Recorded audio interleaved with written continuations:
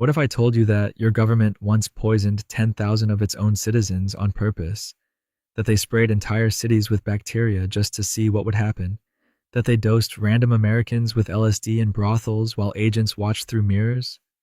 You'd probably think I was describing a dystopian novel, maybe a conspiracy theory your uncle forwards at 2 in the morning. But here's the uncomfortable truth. Every single thing you're about to hear is documented, declassified, and verifiable. These aren't theories. They're facts that were hidden in classified files until whistleblowers, lawsuits, or congressional investigations dragged them into the light. So, before we begin, do me a favor. Hit that subscribe button, give this video a like. Because YouTube's algorithm doesn't love dark history. And I need your help making sure these stories actually reach people. Now get comfortable, dim the lights, and prepare to learn 101 things your government did that they really hoped you'd never find out about. Let's start in 1932 in a place called Macon County, Alabama, the Tuskegee Syphilis Study. It's 1932. The Great Depression is crushing America, and in Macon County, Alabama, the U.S. Public Health Service approaches nearly 400 black men. They tell them they're receiving free health care for bad blood. Generous, right? Except here's the thing. These men had syphilis, and the government knew it. For 40 years, doctors watched these men suffer. They documented the progression of untreated syphilis as it destroyed their bodies, their minds, their lives. Even after penicillin became the standard cure in 1947, they withheld it. They didn't tell the men what they actually had.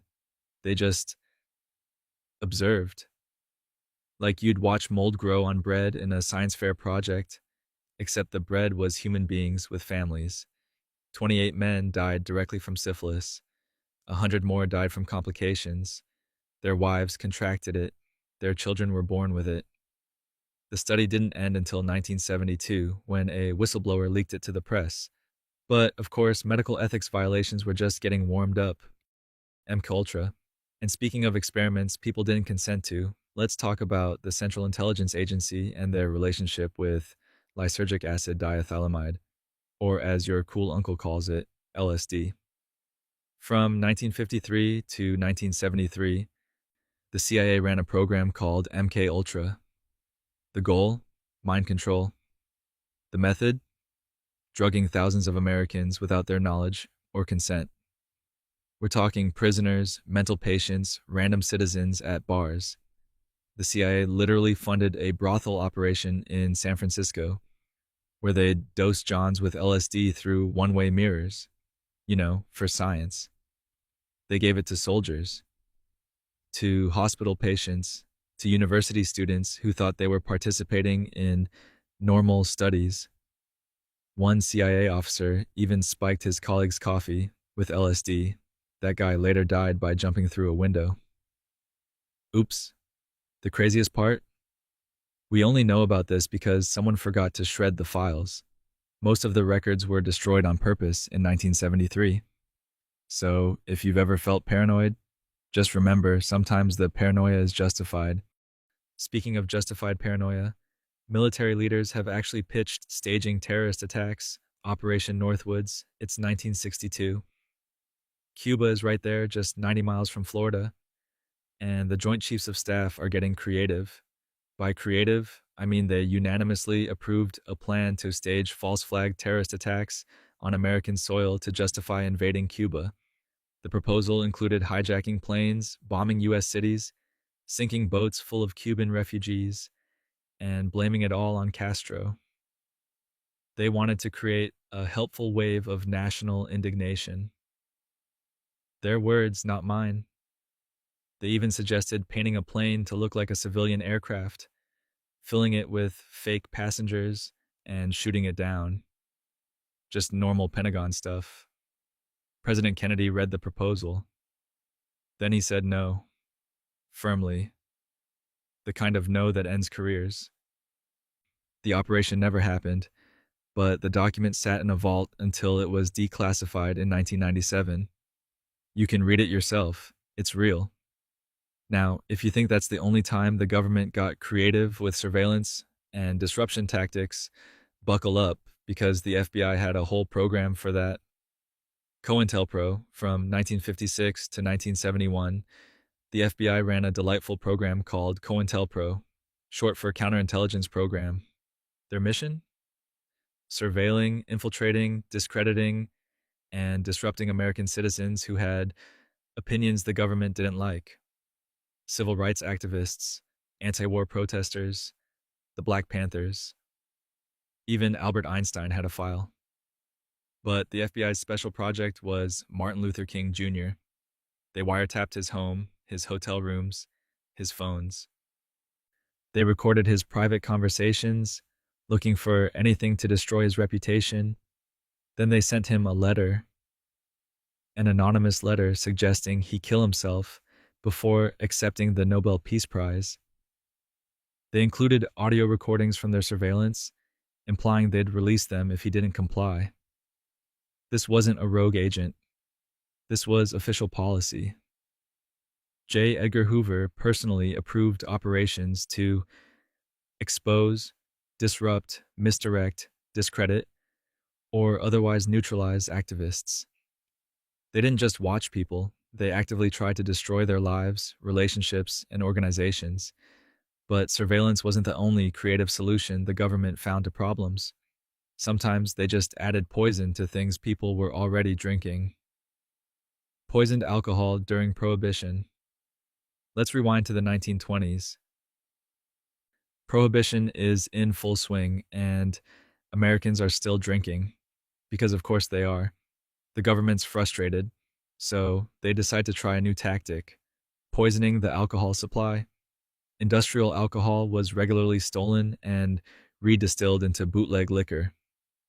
The government knew this, so they ordered manufacturers to add even more toxic chemicals, things like methanol, gasoline, benzene, and acetone. The idea was to make people too sick to drink. The reality? They made people dead. By the end of Prohibition in 1933, an estimated 10,000 Americans had died from government-poisoned alcohol. On Christmas Eve 1926 alone, 60 people died in New York City from toxic booze. The government kept doing it anyway. Medical examiners called it murder. The government called it deterrence. Either way, people kept drinking and kept dying, because apparently the best way to handle a public health issue is to add more poison. And speaking of adding things to people without asking, let's talk about what they did to pregnant women. Radiation experiments on pregnant women. It's the 1940s and 50s, and scientists are very curious about radiation. So curious, in fact, that they decide to feed radioactive iron to hundreds of pregnant women at Vanderbilt University and other institutions.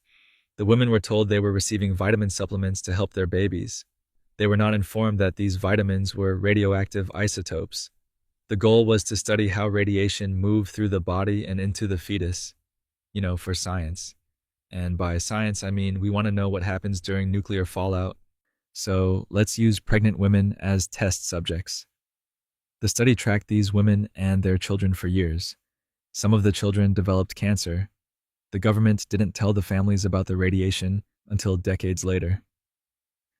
When the story finally broke in the 1990s, settlements were paid. Apologies were issued. The usual. But hey, at least those experiments were conducted in hospitals. Sometimes the government preferred to do their testing out in the open air, where everyone could participate without knowing. Operation Sea Spray, September 1950. The U.S. Navy has a question. What would happen if someone released biological weapons over an American city? And instead of, running a simulation, they decide to just do it. For real. Over San Francisco. For 6 days. Navy ships sprayed clouds of bacteria, Serratia marcescens and Bacillus globigii, over the city. The military considered these bacteria harmless. The wind carried them over 2 miles inland. The bacteria settled on buildings, on streets, in people's lungs. Shortly after, hospital admissions for pneumonia and urinary tract infections spiked. One man, Edward Nevin, died from a Serratia infection. His grandson later sued the government. The government's defense? We didn't think it would hurt anyone. They lost anyway. This wasn't the only biological test. Between 1949 and 1969, the military conducted hundreds of secret biological warfare tests on American cities, but at least they were testing on living people. Sometimes they preferred to use the dead, specifically babies. Project Sunshine.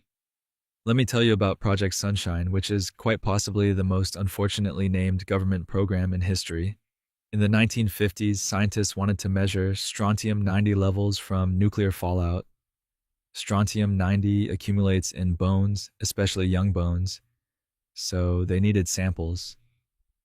Lots of samples. Solution? They secretly collected body parts from dead babies and children around the world. Over 1,500 samples. They didn't ask parents for permission.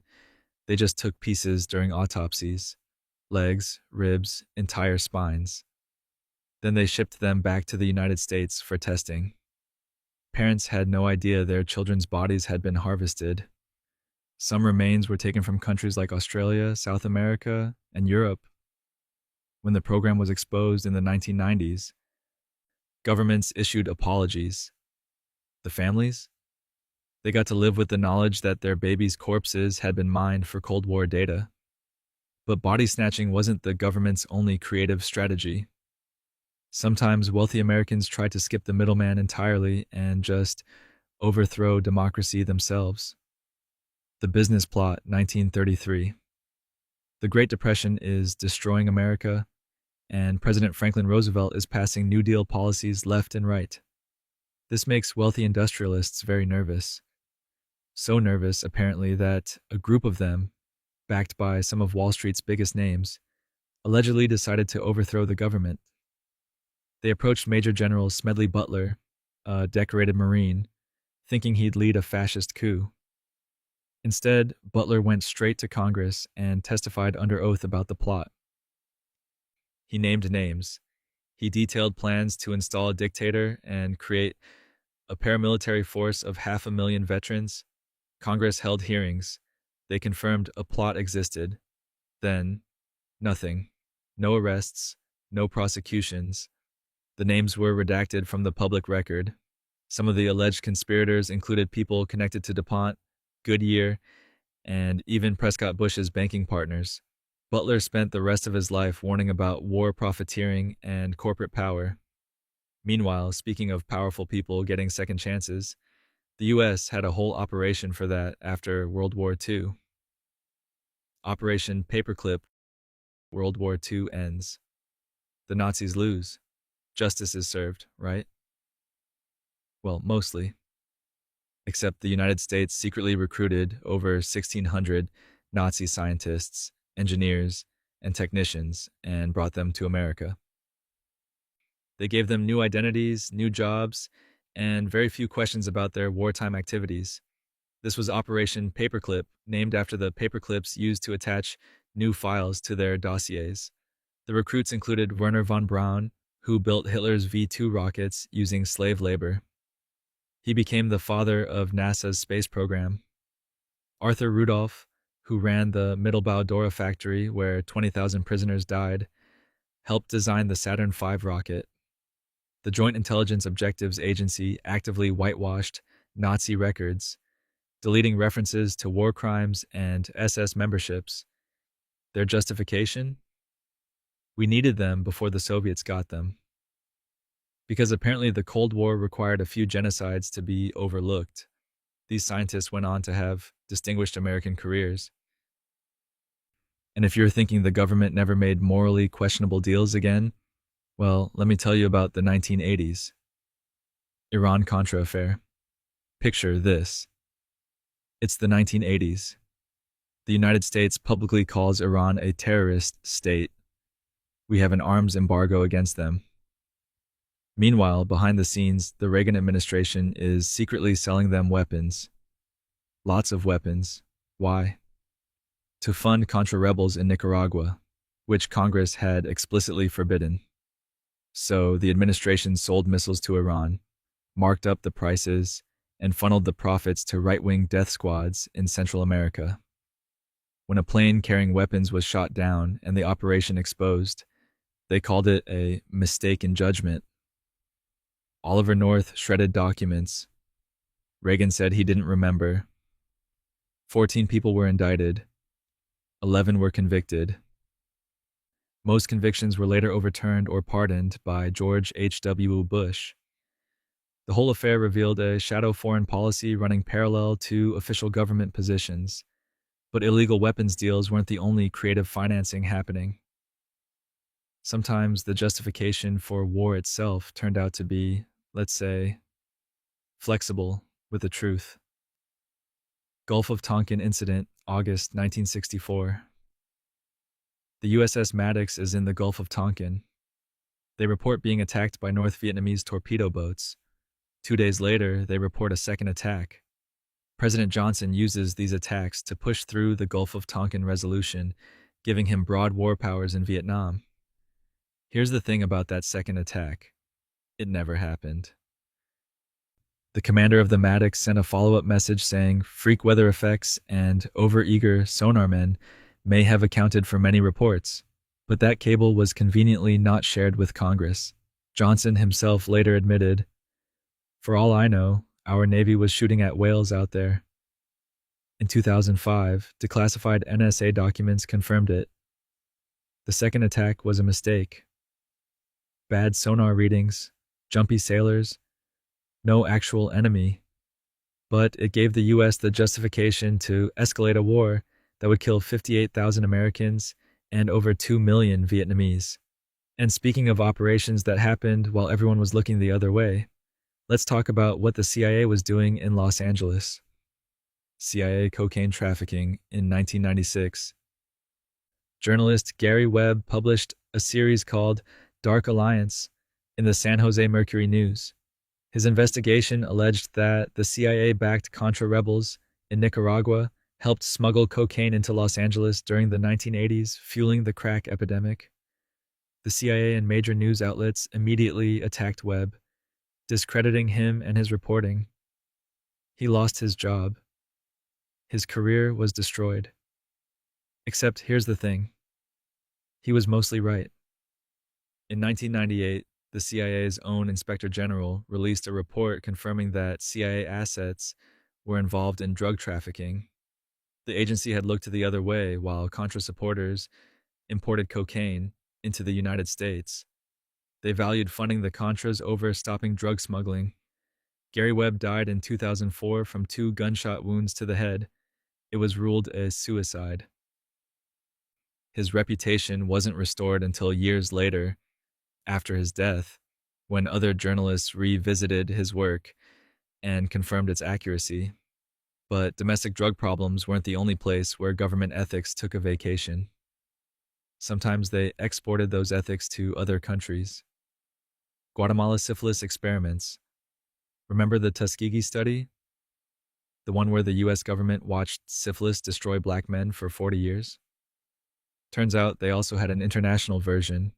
From 1946 to 1948, U.S. Public Health Service doctors deliberately infected nearly 700 Guatemalans with syphilis and gonorrhea without their consent. The subjects included prisoners, soldiers, psychiatric patients, and sex workers. Some were infected through intentional exposure to infected prostitutes. Others were directly inoculated. At least 83 people died. The experiments were designed to test whether penicillin could prevent infection. The results? Published in medical journals, but the methods were kept secret for over 60 years. In 2010, the story broke. President Obama officially apologized to Guatemala. Lawsuits were filed. The U.S. government settled but admitted no legal liability. Just another day in the long history of medical experiments without consent. And speaking of things done without consent, sometimes the government's harassment went beyond physical experimentation into psychological warfare. FBI's suicide letter to Martin Luther King Jr. We touched on COINTELPRO earlier, but this particular moment deserves its own spotlight. In 1964, shortly before Martin Luther King Jr. was set to receive the Nobel Peace Prize, the FBI sent him a letter. It was typed anonymously. It called him a fraud and a hypocrite. It referenced FBI surveillance recordings of his private life. And then it strongly suggested, though not in explicit words, that he should kill himself. "You are done," it said. "There is but one way out for you." The letter was accompanied by a package containing audio recordings from FBI wiretaps. The implied message was clear: end your life, or we'll destroy your reputation and legacy. King didn't comply, obviously. He accepted the Nobel Prize. He continued his work. The FBI continued their campaign. J. Edgar Hoover called him the most notorious liar in the country. The letter was revealed years later and is now in the National Archives. You can read it yourself. It's exactly as chilling as you'd imagine. And with that comforting thought, we're 15 facts into this journey. Your eyelids are getting heavier. The government has gotten weirder. And we've got 86 more facts to go. Chemical weapons testing on American cities, but the FBI's psychological warfare was practically gentle compared to what the military was doing to entire cities. From the 1950s through the 1960s, the U.S. Army conducted hundreds of secret chemical tests on American populations. They sprayed zinc cadmium sulfide, a potentially carcinogenic compound, over Minneapolis, St. Louis, and Winnipeg. They released it from planes, from rooftops, from moving vehicles. The clouds drifted over schools, hospitals, residential neighborhoods. The Army claimed it was harmless tracer material to study how chemical agents would disperse during a Soviet attack. They didn't bother mentioning the tests were happening. Decades later, when the program was exposed, some studies suggested the compound could cause lung damage and cancer. The Army maintained it was safe. They would know, after all. They had tested it on millions of people without asking. The tests were part of a larger program involving more than 200 cities. But if you think spraying chemicals over cities from a distance was concerning, wait until you hear what they did to soldiers up close. Edgewood Arsenal experiments. From 1955 to 1975, the U.S. Army Chemical Corps ran experiments at Edgewood Arsenal in Maryland. Over 7,000 soldiers were exposed to chemical and biological agents, not in combat, in labs, on purpose. The Army gave them LSD, PCP, BZ, a hallucinogen so powerful it could incapacitate people for days. They exposed them to sarin and VX nerve agents. Mustard gas. Soldiers were told they were testing equipment or uniforms. Many had no idea they were being used as human test subjects for weapons. The effects lasted for years. Some soldiers developed cancer. Others suffered psychological trauma, chronic illness, memory loss. When they tried to get treatment from the VA, their military records had been classified. They couldn't prove what had been done to them. In 2004, the Army finally acknowledged the program. By 2009, Congress passed a law requiring the Pentagon to identify and notify all test subjects. Thousands of men spent decades not knowing why they were sick. And if you think the military saved its worst weapons testing for enemy territory, well, they definitely did plenty there too. The secret war in Laos. Let me tell you about a war most Americans don't even know happened. From 1964 to 1973, the United States dropped over 2 million tons of bombs on Laos. That's more than all the bombs dropped on Germany and Japan combined during World War II. One plane load every 8 minutes, 24 hours a day, for 9 years straight. Why? Laos was officially neutral during the Vietnam War. But the Ho Chi Minh Trail ran through it, so the U.S. carpet bombed the country in secret. Congress didn't know the full extent. The American public definitely didn't. 30% of those bombs didn't explode. They're still there. 80 million unexploded cluster bombs scattered across the countryside.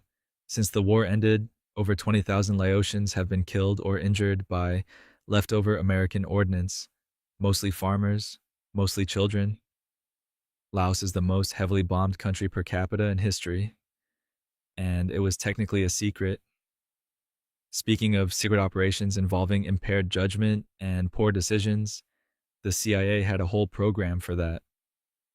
Operation Midnight Climax. Remember MK Ultra? The CIA's mind control program? Well, they had a special subproject that was exactly as weird as it sounds. Operation Midnight Climax, which ran from 1954 to 1963, involved CIA agents paying prostitutes to lure unsuspecting men to safe houses in San Francisco and New York. Once inside, the men were drugged with LSD without their knowledge. CIA agents watched through two-way mirrors while the men had sex with the prostitutes, all while under the influence of powerful hallucinogens. The apartments were decorated to look like brothels, complete with photographs of women in bondage positions on the walls. The stated goal was to study whether LSD could be used for mind control and to gather blackmail material on Soviet spies. The actual result was a lot of confused Johns having very bad trips while federal agents took notes. When the program was exposed in the 1970s, most of the records had been destroyed. The men who were drugged, never identified, never compensated, never told what happened to them. And speaking of people who were never compensated, no compensation for Tuskegee families. Remember those 400 men in the Tuskegee study? The ones who were denied treatment for syphilis for 40 years? In 1974, the government settled a class action lawsuit. Survivors received $37,000 each. The families of the men who died got $15,000. But here's what didn't happen. No compensation for the wives who contracted syphilis from their infected husbands. No compensation for the children born with congenital syphilis.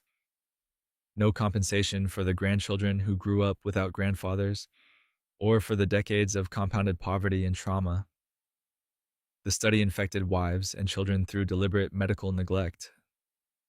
Those secondary victims, the women who trusted their husbands, the babies born with disabilities, received nothing. The settlement explicitly excluded them. In 1997, President Clinton formally apologized. He called it shameful, but apologies don't pay medical bills or bring back the dead. And speaking of things that can't be undone, sometimes the evidence gets destroyed before anyone can be held accountable. The CIA destroyed MK Ultra records in 1973. As Watergate was exposing government misconduct left and right, CIA Director Richard Helms had a problem. MK Ultra, the agency's illegal mind control program, was about to be investigated, so he did what any reasonable person would do. He ordered the destruction of all MK Ultra records. Thousands of documents were shredded. An estimated 90% of the program's files vanished. Everything from detailed experiment notes to financial records to the names of test subjects, gone. What we know about MK Ultra comes from the 10% that survived, mostly financial documents that had been misfiled and escaped destruction. This means we'll never know the full extent of the program. How many people were dosed? How many died? What were the actual results? The CIA successfully erased the evidence of one of the most extensive domestic human rights violations in American history. Helms was later convicted of lying to Congress about Chile. He received a fine and a suspended sentence. No one went to prison for MK Ultra. And speaking of violations that went on for far too long, forced sterilization programs between 1907 and the 1970s. Over 60,000 Americans were forcibly sterilized under state eugenics laws. The targets? Poor people, disabled people, people of color, people deemed feeble-minded or unfit to reproduce. Women were sterilized without consent during other medical procedures. Sometimes they were told they were having appendectomies. California led the nation with 20,000 forced sterilizations, but 32 states had eugenics laws. In Virginia, Carrie Buck was sterilized in 1927 after being raped, because authorities decided her pregnancy proved she was morally delinquent. The Supreme Court upheld Virginia's sterilization law 8-1. Justice Oliver Wendell Holmes wrote, "3 generations of imbeciles are enough." The programs continued well into the 1970s. In some states, Prisoners were offered reduced sentences in exchange for sterilization. Native American women were sterilized by Indian Health Service doctors without proper consent through the 1970s. The last forced sterilization law wasn't repealed until 2013. And if you think the eugenics mindset stayed in the courtroom, the military had their own twisted version. Mustard gas tests segregated by race. During World War II, the U.S. military tested mustard gas and other chemical agents on approximately 60,000 American soldiers. These weren't accident exposure tests. These were deliberate experiments to measure the effects of chemical weapons on human subjects. Here's where it gets worse. The tests were segregated by race. The military specifically wanted to see if Black and Puerto Rican soldiers would react differently to chemical weapons than white soldiers. They exposed these men to mustard gas that caused painful blisters, breathing problems, and long-term health issues. The men were sworn to secrecy. Their medical records were classified. When they developed cancer and other illnesses decades later, they couldn't prove their military service had caused it, so they couldn't get VA benefits. The full extent of the program wasn't revealed until 2015, when NPR and the Department of Veterans Affairs finally investigated. Many of the test subjects had already died. Those still alive were in their 90s, still fighting for recognition and compensation. And speaking of people the government refused to recognize properly, let's talk about someone who became one of the most celebrated heroes of the 20th century. The FBI labeled Mandela a terrorist. Nelson Mandela, Nobel Peace Prize winner, international symbol of reconciliation and justice, celebrated statesman who helped end apartheid. Also, according to the United States government, a terrorist. From the 1980s until 2008, Nelson Mandela was on the U.S. terrorism watch list. This meant that technically, every time he visited the United States, including to address the United Nations, he needed a special waiver because he was classified as a terrorist threat. The listing dated back to when Mandela's organization, the African National Congress, was fighting apartheid in South Africa. The U.S. supported the apartheid government, so anti-apartheid activists were labeled terrorists. Even after Mandela was released from prison, became president of South Africa, won the Nobel Prize, and became globally celebrated, the U.S. didn't remove him from the list. Congress finally passed a bill in 2008, when Mandela was 90 years old, to remove him and other ANC members from the watch list. Better late than never, I suppose. And speaking of delayed responses to humanitarian crises, let's talk about the 1980s. The Reagan administration ignored AIDS. In 1981, the first cases of a mysterious illness appeared among gay men in Los Angeles and New York. By 1982, it had a name: Acquired Immune Deficiency Syndrome. By 1985, over 12,000 Americans had died. During those years, President Reagan didn't publicly mention AIDS, not once. His press secretary, Larry Speakes, laughed about it during press briefings. When reporters asked about the gay plague, Speakes made jokes. The press corps laughed along. You can listen to the recordings. They're as horrifying as you'd imagine. The Reagan administration opposed funding for AIDS research, blocked education campaigns, and refused to treat it as a public health emergency. Surgeon General C. Everett Koop wanted to mail AIDS information to every household in America. The White House blocked it for years. Reagan finally said the word AIDS publicly in 1987, after more than 20,000 Americans had died. By then, the disease had spread globally. The delayed response allowed the epidemic to spiral out of control. But while the administration ignored suffering at home, they were quite active in supporting violence abroad. Death squads in El Salvador. Throughout the 1980s, the United States provided military training, weapons, and over $1 billion to El Salvador's government during their civil war. That government ran death squads that murdered tens of thousands of civilians. In December 1980, 4 American churchwomen, 3 nuns, and a lay missionary were raped and murdered by El Salvador's National Guard. The women had been doing humanitarian work with refugees. 5 guardsmen eventually confessed. They said they had acted on orders from higher ups. The Reagan administration initially blamed the victims. Secretary of State Alexander Haig suggested the women might have run a roadblock. UN Ambassador Jean Kirkpatrick said they weren't just nuns, but political activists. The U.S. continued funding El Salvador's military. Over the next decade, El Salvador's death squads killed an estimated 75,000 people. The U.S. trained many of these soldiers at the School of the Americas. We knew what they were doing. We kept sending money anyway, and El Salvador wasn't an isolated case. The U.S. had a habit of overthrowing governments that disagreed with us. CIA coups of democratically elected leaders. Let's take a quick tour of the CIA's greatest hits in overthrowing democracy. Iran, 1953. The CIA orchestrated a coup against Prime Minister Mohammad Mossadegh after he nationalized oil. They installed the Shah, whose brutal regime lasted until the Iranian Revolution. That revolution, directly caused by resentment over the US-backed coup, Guatemala, 1954. The CIA overthrew democratically elected President Jacobo Arbenz because he tried land reform that threatened United Fruit Company.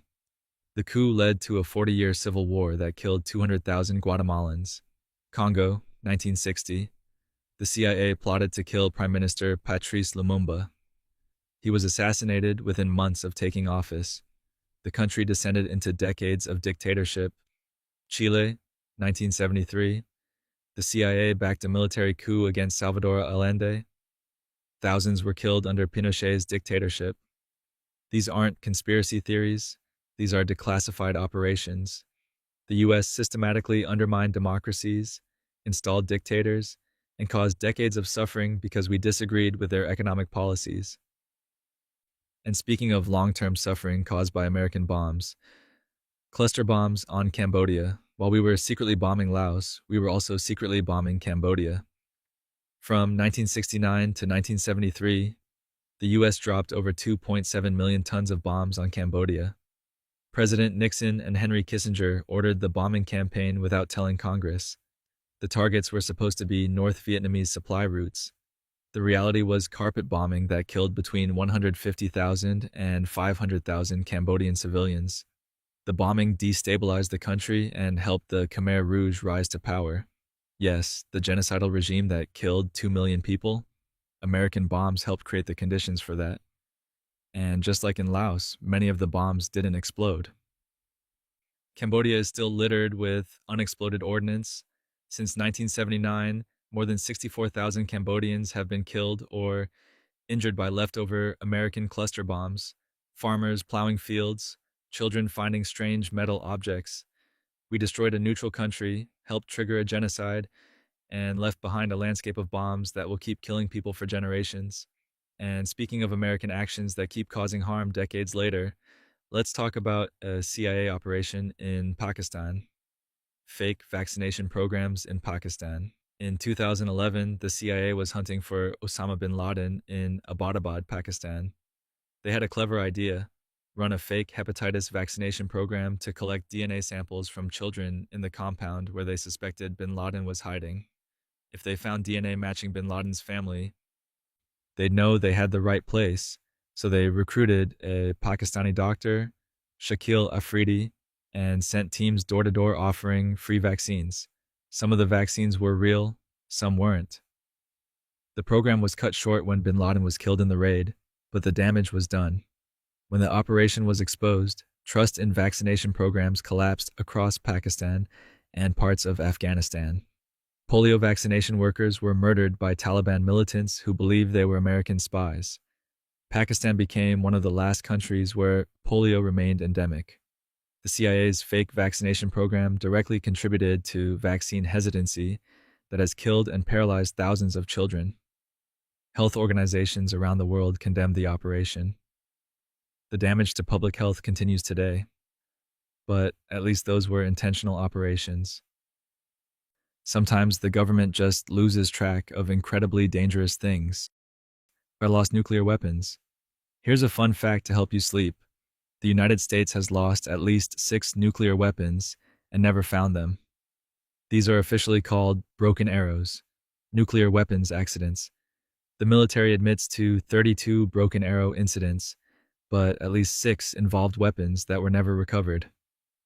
One is somewhere off the coast of Tybee Island, Georgia. A B-47 bomber collided with a fighter jet in 1958 and jettisoned a 7,000-pound Mark 15 nuclear bomb into the ocean. It's still there, probably.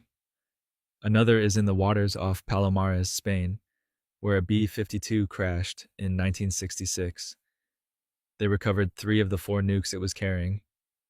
The 4th is at the bottom of the Mediterranean. There's one in Wassaw Sound near Savannah, lost in 1958. One near Greenland from a 1968 crash. The military says the lost weapons pose minimal radiation risk. They also said Agent Orange was safe, and that atomic bomb tests wouldn't hurt anyone, so make of that what you will. And speaking of the government keeping tabs on things they probably shouldn't, let's talk about their obsession with a Beatle. FBI surveillance of John Lennon. In 1972, John Lennon moved to New York City. He was openly opposed to the Vietnam War. This made President Nixon and FBI Director J. Edgar Hoover very nervous, especially since Lennon had a platform and Nixon had an election coming up. So the FBI opened a file on Lennon. They tracked his movements, they attended his concerts, they monitored his phone calls.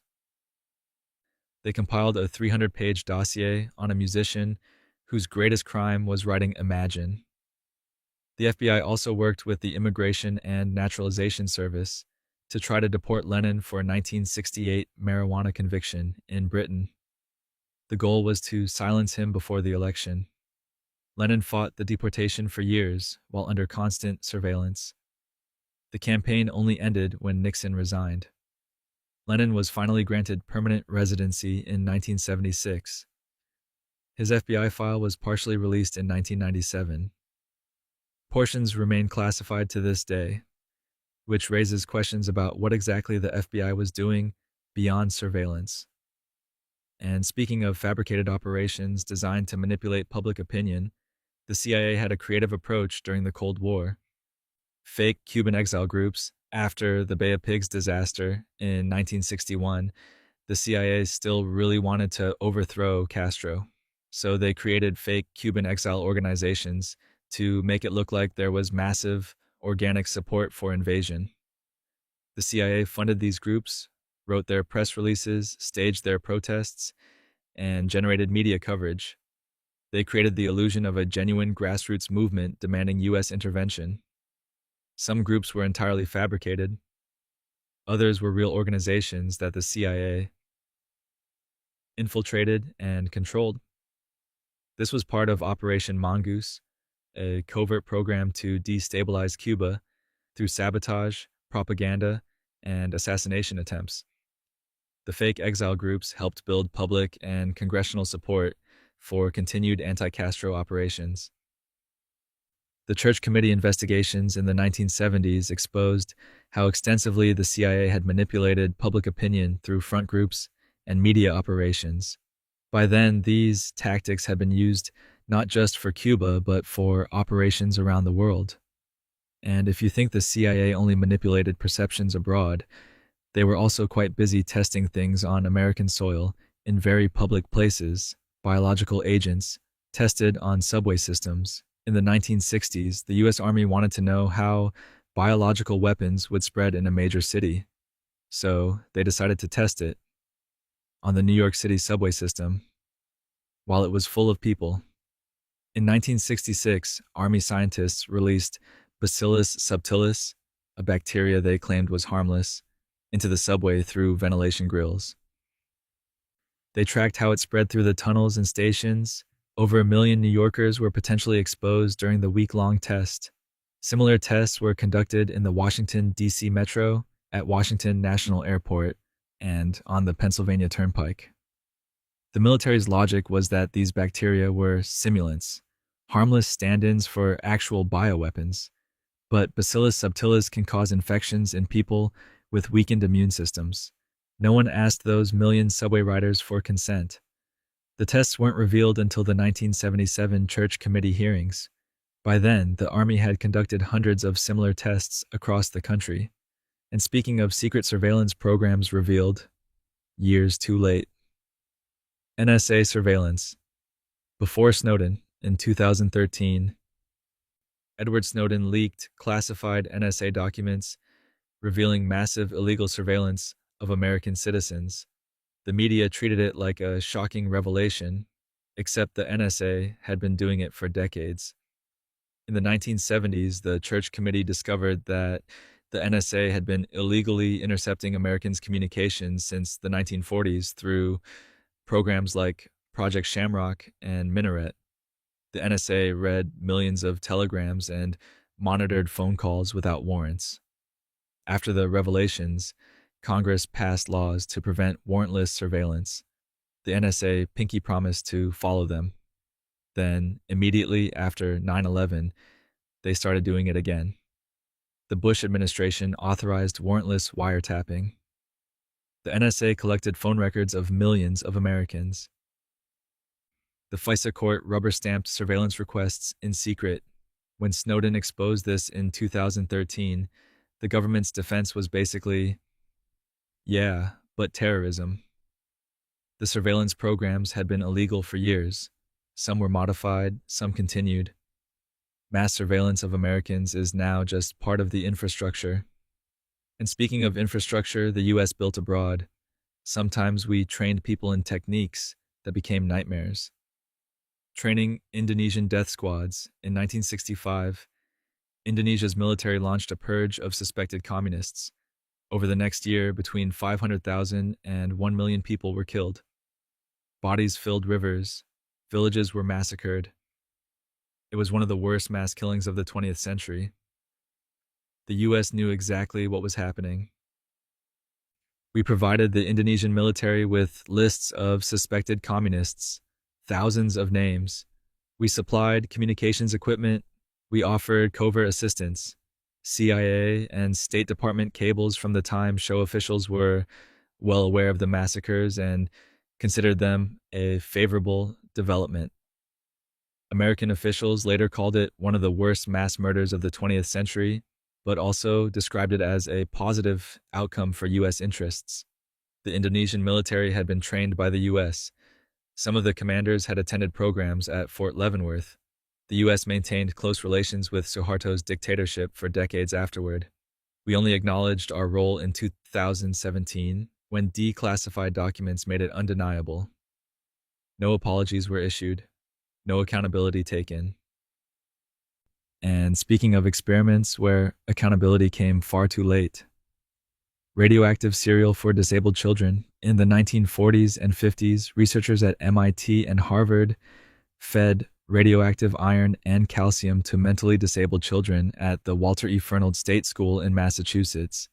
The children were told they were joining a special science club and would get extra food and field trips. What they actually got was breakfast cereal, milk, and oatmeal laced with radioactive isotopes. The goal was to study how the body absorbed minerals. The children were used as test subjects because they were institutionalized and powerless. The experiments were funded by the National Institutes of Health and Quaker Oats, which wanted data on nutrition absorption. Parents were sent consent forms that mentioned dietary research, but never mentioned radiation. Most parents signed because they were told their children would receive special attention and treats. The experiments continued for years. The children never knew they'd been used as test subjects. When the studies were revealed in the 1990s, lawsuits were filed. The state and MIT settled, paying $60,000 to each surviving subject. But sometimes government manipulation wasn't about science. Sometimes it was about culture. CIA funded abstract expressionism. During the Cold War, the CIA secretly promoted American abstract expressionism as a weapon against Soviet communism. They funneled money through front organizations to fund exhibitions, museums, and artist tours worldwide. The Congress for Cultural Freedom, secretly funded by the CIA, organized traveling exhibitions of Jackson Pollock, Willem de Kooning, and Mark Rothko. The goal was to showcase American cultural freedom and sophistication against Soviet socialist realism.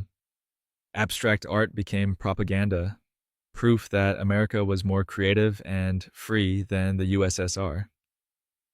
Many of the artists had no idea their work was being used this way. Some were political leftists who would have been horrified to know the CIA was promoting them. The museums and galleries often didn't know their funding came from intelligence agencies. The operation was revealed in 1967 when Ramparts magazine exposed the CIA's funding of cultural organizations. By then, abstract expressionism had become globally dominant.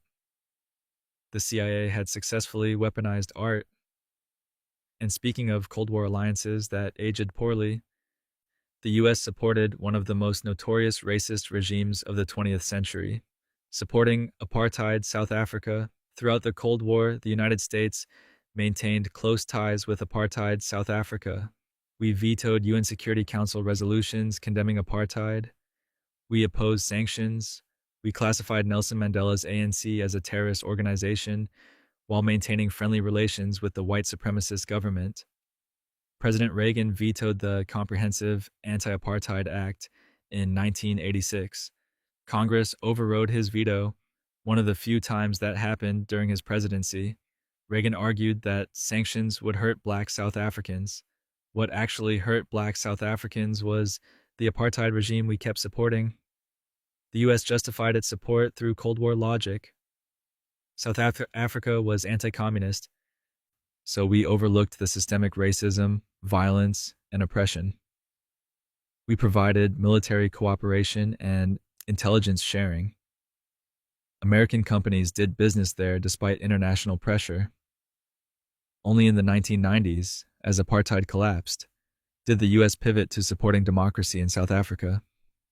We showed up late to the right side of history, after decades of supporting the wrong one. And speaking of showing up late with apologies for harm caused, let's talk about a chemical weapon we sprayed all over Vietnam. Government lies about Agent Orange from 1961 to 1971. The U.S. military sprayed nearly 20 million gallons of Agent Orange and other herbicides over Vietnam. The goal was to defoliate forests where Vietnamese forces hid and to destroy crops. The military assured soldiers and the public that Agent Orange was harmless to humans. They sprayed it directly over troops. They used it near civilian populations. When veterans started developing cancers, neurological disorders, and having children with birth defects, the government insisted there was no connection. For decades, the Department of Defense and Veterans Affairs denied that Agent Orange caused health problems. They commissioned studies and dismissed findings that showed links to disease. Veterans fought for benefits and were systematically denied. It wasn't until 1991 that Congress finally passed the Agent Orange Act, forcing the VA to recognize certain cancers and diseases as service-connected. By then, thousands of veterans had died. Millions of Vietnamese still suffer health effects, and the U.S. government has never compensated them. And just when you think the FBI's treatment of civil rights leaders couldn't get worse than the suicide letter to MLK, they had more to say. FBI letters to Coretta Scott King, the FBI's harassment campaign against Martin Luther King Jr., didn't just target him, they went after his wife too. The FBI sent anonymous letters to Coretta Scott King calling her husband a filthy animal. They tried to convince her that MLK was having affairs, using surveillance tapes they'd recorded illegally, hoping she'd leave him and damage his reputation. The letters were cruel, personal, and designed to destroy their marriage. J. Edgar Hoover authorized these operations as part of COINTELPRO. The FBI saw King's civil rights work as a threat to the established order. Destroying his personal life was considered a legitimate tactic to undermine his movement. The letters continued even after King's assassination. The FBI kept files on Coretta Scott King, monitoring her activities as she continued civil rights work. They tracked her for years, considering her a potential threat simply for advocating for justice. These weren't rogue agents. This was institutional policy from the highest levels of federal law enforcement. And we're only 40 facts into this journey, which means there's still plenty more to uncover. Kunduz Hospital bombing. In October 2015, a U.S. AC-130 gunship circled above a Doctors Without Borders hospital in Kunduz, Afghanistan. For over an hour, it fired on the clearly marked medical facility. 42 people died, including patients in their beds and medical staff trying to help them. Doctors Without Borders had provided GPS coordinates to all parties in the conflict. The hospital was clearly marked with the organization's logo on the roof. It was the only major trauma center in the region. The U.S. military initially claimed they were targeting Taliban fighters. Then they said it was self-defense. Then they said it was a mistake. 16 military personnel received administrative discipline, letters of reprimand, basically. No criminal charges. The military refused to call it a war crime, settling on tragic but avoidable accident. Doctors Without Borders called it what it was, a war crime. They demanded an independent investigation. It never happened. The U.S. investigated itself and concluded it had made an oopsie. And speaking of tests where the U.S. military treated its own sailors as expendable, Project Shad from 1962 to 1973, the Department of Defense ran Project Shad, Shipboard Hazard and Defense. The name sounds boring. The reality was that the military exposed thousands of Navy sailors to chemical and biological weapons without their knowledge or proper protective equipment. They sprayed ships with nerve gas, including sarin and VX. They released biological agents like E. coli and Bacillus globigii. The sailors were told they were testing new decontamination procedures. They weren't told they were being exposed to actual weapons-grade toxins. The Navy conducted over 100 tests, exposing an estimated 6,000 sailors. Many developed cancers, neurological disorders, and other illnesses decades later.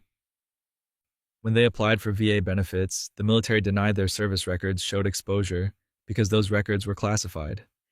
The Pentagon didn't acknowledge Project Shad until 2000. By then, many test subjects had died. The survivors fought for years to get medical care. Some are still fighting, but at least those sailors knew they were in the military. Sometimes the CIA preferred civilians who had no idea what was happening, or on Operation Midnight Climax. We talked about Operation Midnight Climax earlier, but there's more to this story. The CIA didn't just run these safe houses in San Francisco and New York. They were part of a larger network testing whether sex and drugs could be used for espionage. The agents running the operations weren't scientists or doctors. They were intelligence officers with expense accounts and a mandate to experiment. One CIA officer, George White, ran the San Francisco operation from a safe house while drinking martinis and watching through two-way mirrors. He later wrote in a retirement letter, "I was a very minor missionary, actually a heretic, but I toiled wholeheartedly in the vineyards because it was fun. Fun, fun, fun." He thought it was fun to drug unsuspecting civilians. The men who were dosed and watched had no recourse. They never knew what happened to them.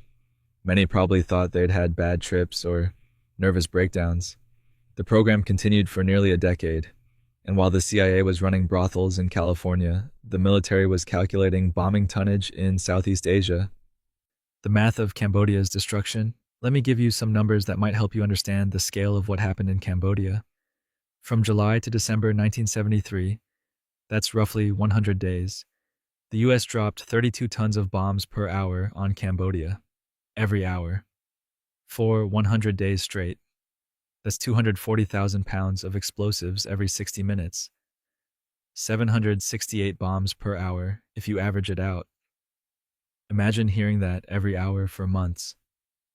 Imagine being a rice farmer and watching your country get erased from the sky. The bombing was so intense that pilots ran out of strategic targets. They started bombing anything that moved. Villages, water buffalo, rice paddies. The Air Force called it hunting for game. The game was human beings. All of this was done secretly. Congress didn't authorize it. The American public didn't know. It was only revealed after the fact, when it was too late to stop it and too late for the hundreds of thousands who died. And speaking of operations, the government prefers to keep quiet about the classified parts of Waco and Ruby Ridge. In 1992 at Ruby Ridge, Idaho, and 1993 at Waco, Texas, federal law enforcement operations went catastrophically wrong. At Ruby Ridge, FBI snipers killed a woman holding her baby. At Waco, 76 people died in a fire after a 51-day siege, including 25 children. Here's what's interesting. Significant portions of what happened during these incidents remain classified. FBI rules of engagement, communications between agencies, sniper logs, surveillance footage, much of it is still sealed decades later. At Ruby Ridge, the Justice Department found the FBI had used unconstitutional rules of engagement. At Waco, questions remain about how the fire started and what the FBI knew about children in the compound. Congressional hearings were held, reports were written, but key documents stayed classified. The official investigations acknowledged serious mistakes. People were disciplined, though mostly with administrative penalties. But the classified portions mean we'll never know the full story of what the government did and what decisions were made. And speaking of covert operations that were later abandoned, the CIA had an interesting relationship with Tibetan resistance fighters. The CIA and the Dalai Lama, from the late 1950s through the 1960s, the CIA secretly funded and trained Tibetan guerrillas to fight Chinese occupation.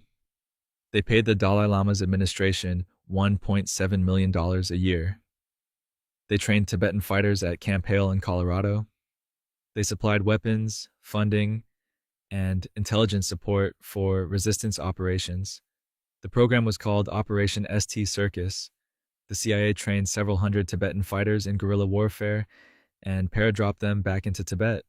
Many were killed. The operations had limited success militarily, but created significant intelligence gathering capabilities. Then, in the early 1970s, President Nixon normalized relations with China. Suddenly, supporting Tibetan resistance wasn't strategically useful anymore. The CIA ended the program. The funding stopped. The Tibetan fighters were abandoned. The Dalai Lama himself received $180,000 annually from the CIA during this period. When the program was exposed in the late 1990s, he confirmed it but said the money had supported Tibetan refugees, not his personal use. And speaking of strategically convenient relationships that later became embarrassing, selling chemical weapons precursors to Saddam throughout the 1980s, while Iraq and Iran were at war, the United States sold Iraq chemical and biological weapons precursors. We're talking about the compounds needed to make sarin, VX nerve gas, and anthrax. We sold them to Saddam Hussein. On purpose, the Reagan administration removed Iraq from the state sponsors of terrorism list in 1982 specifically to allow weapons sales. American companies, with government approval, exported bacteria cultures, chemical precursors, and dual-use technology to Iraq.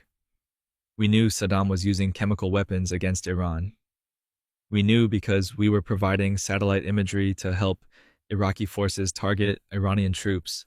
When Saddam gassed the Kurdish town of Halabja in 1988, killing 5,000 civilians, the U.S. response was muted. Fast forward to 2003, and we invaded Iraq partly because of weapons of mass destruction. The irony is that many of those weapons capabilities came from materials we sold them. We armed him, then went to war over the fact that he was armed. And speaking of files the government kept on people who probably didn't deserve surveillance. Einstein's FBI file. Albert Einstein, Nobel Prize winner, refugee from Nazi Germany, greatest physicist of the 20th century, had an FBI file that was 1,427 pages long. J. Edgar Hoover considered him a security risk. Why? Because Einstein was a pacifist. He supported civil rights. He criticized McCarthyism. He advocated for nuclear disarmament. These positions apparently made him dangerous enough to warrant decades of surveillance. The FBI tracked his movements, read his mail, tapped his phones, and infiltrated organizations he belonged to. They compiled reports on his speeches, his associates, his political views. They investigated whether he was a Soviet spy or communist sympathizer. They found nothing because there was nothing to find. Einstein was aware of the surveillance. He once joked about it, but the FBI's obsession with him continued until his death in 1955. The file was partially released through FOIA requests. You can read it yourself, page after page of America's security apparatus, treating a brilliant refugee as a threat because he believed in peace. And speaking of America's global presence and how we project power around the world, 700 plus military bases. The United States currently operates approximately 750 military bases in more than 80 countries, not counting the roughly 5,000 installations inside the US, just the foreign ones. 750 bases on other people's land. No other country comes close. Russia has around 30 foreign bases. China has about 10. The British Empire at its height had fewer foreign bases than America has today. We have bases in Germany, Japan, South Korea, Italy, the UK, Turkey, Qatar, Djibouti, everywhere. Some are massive complexes housing thousands of troops.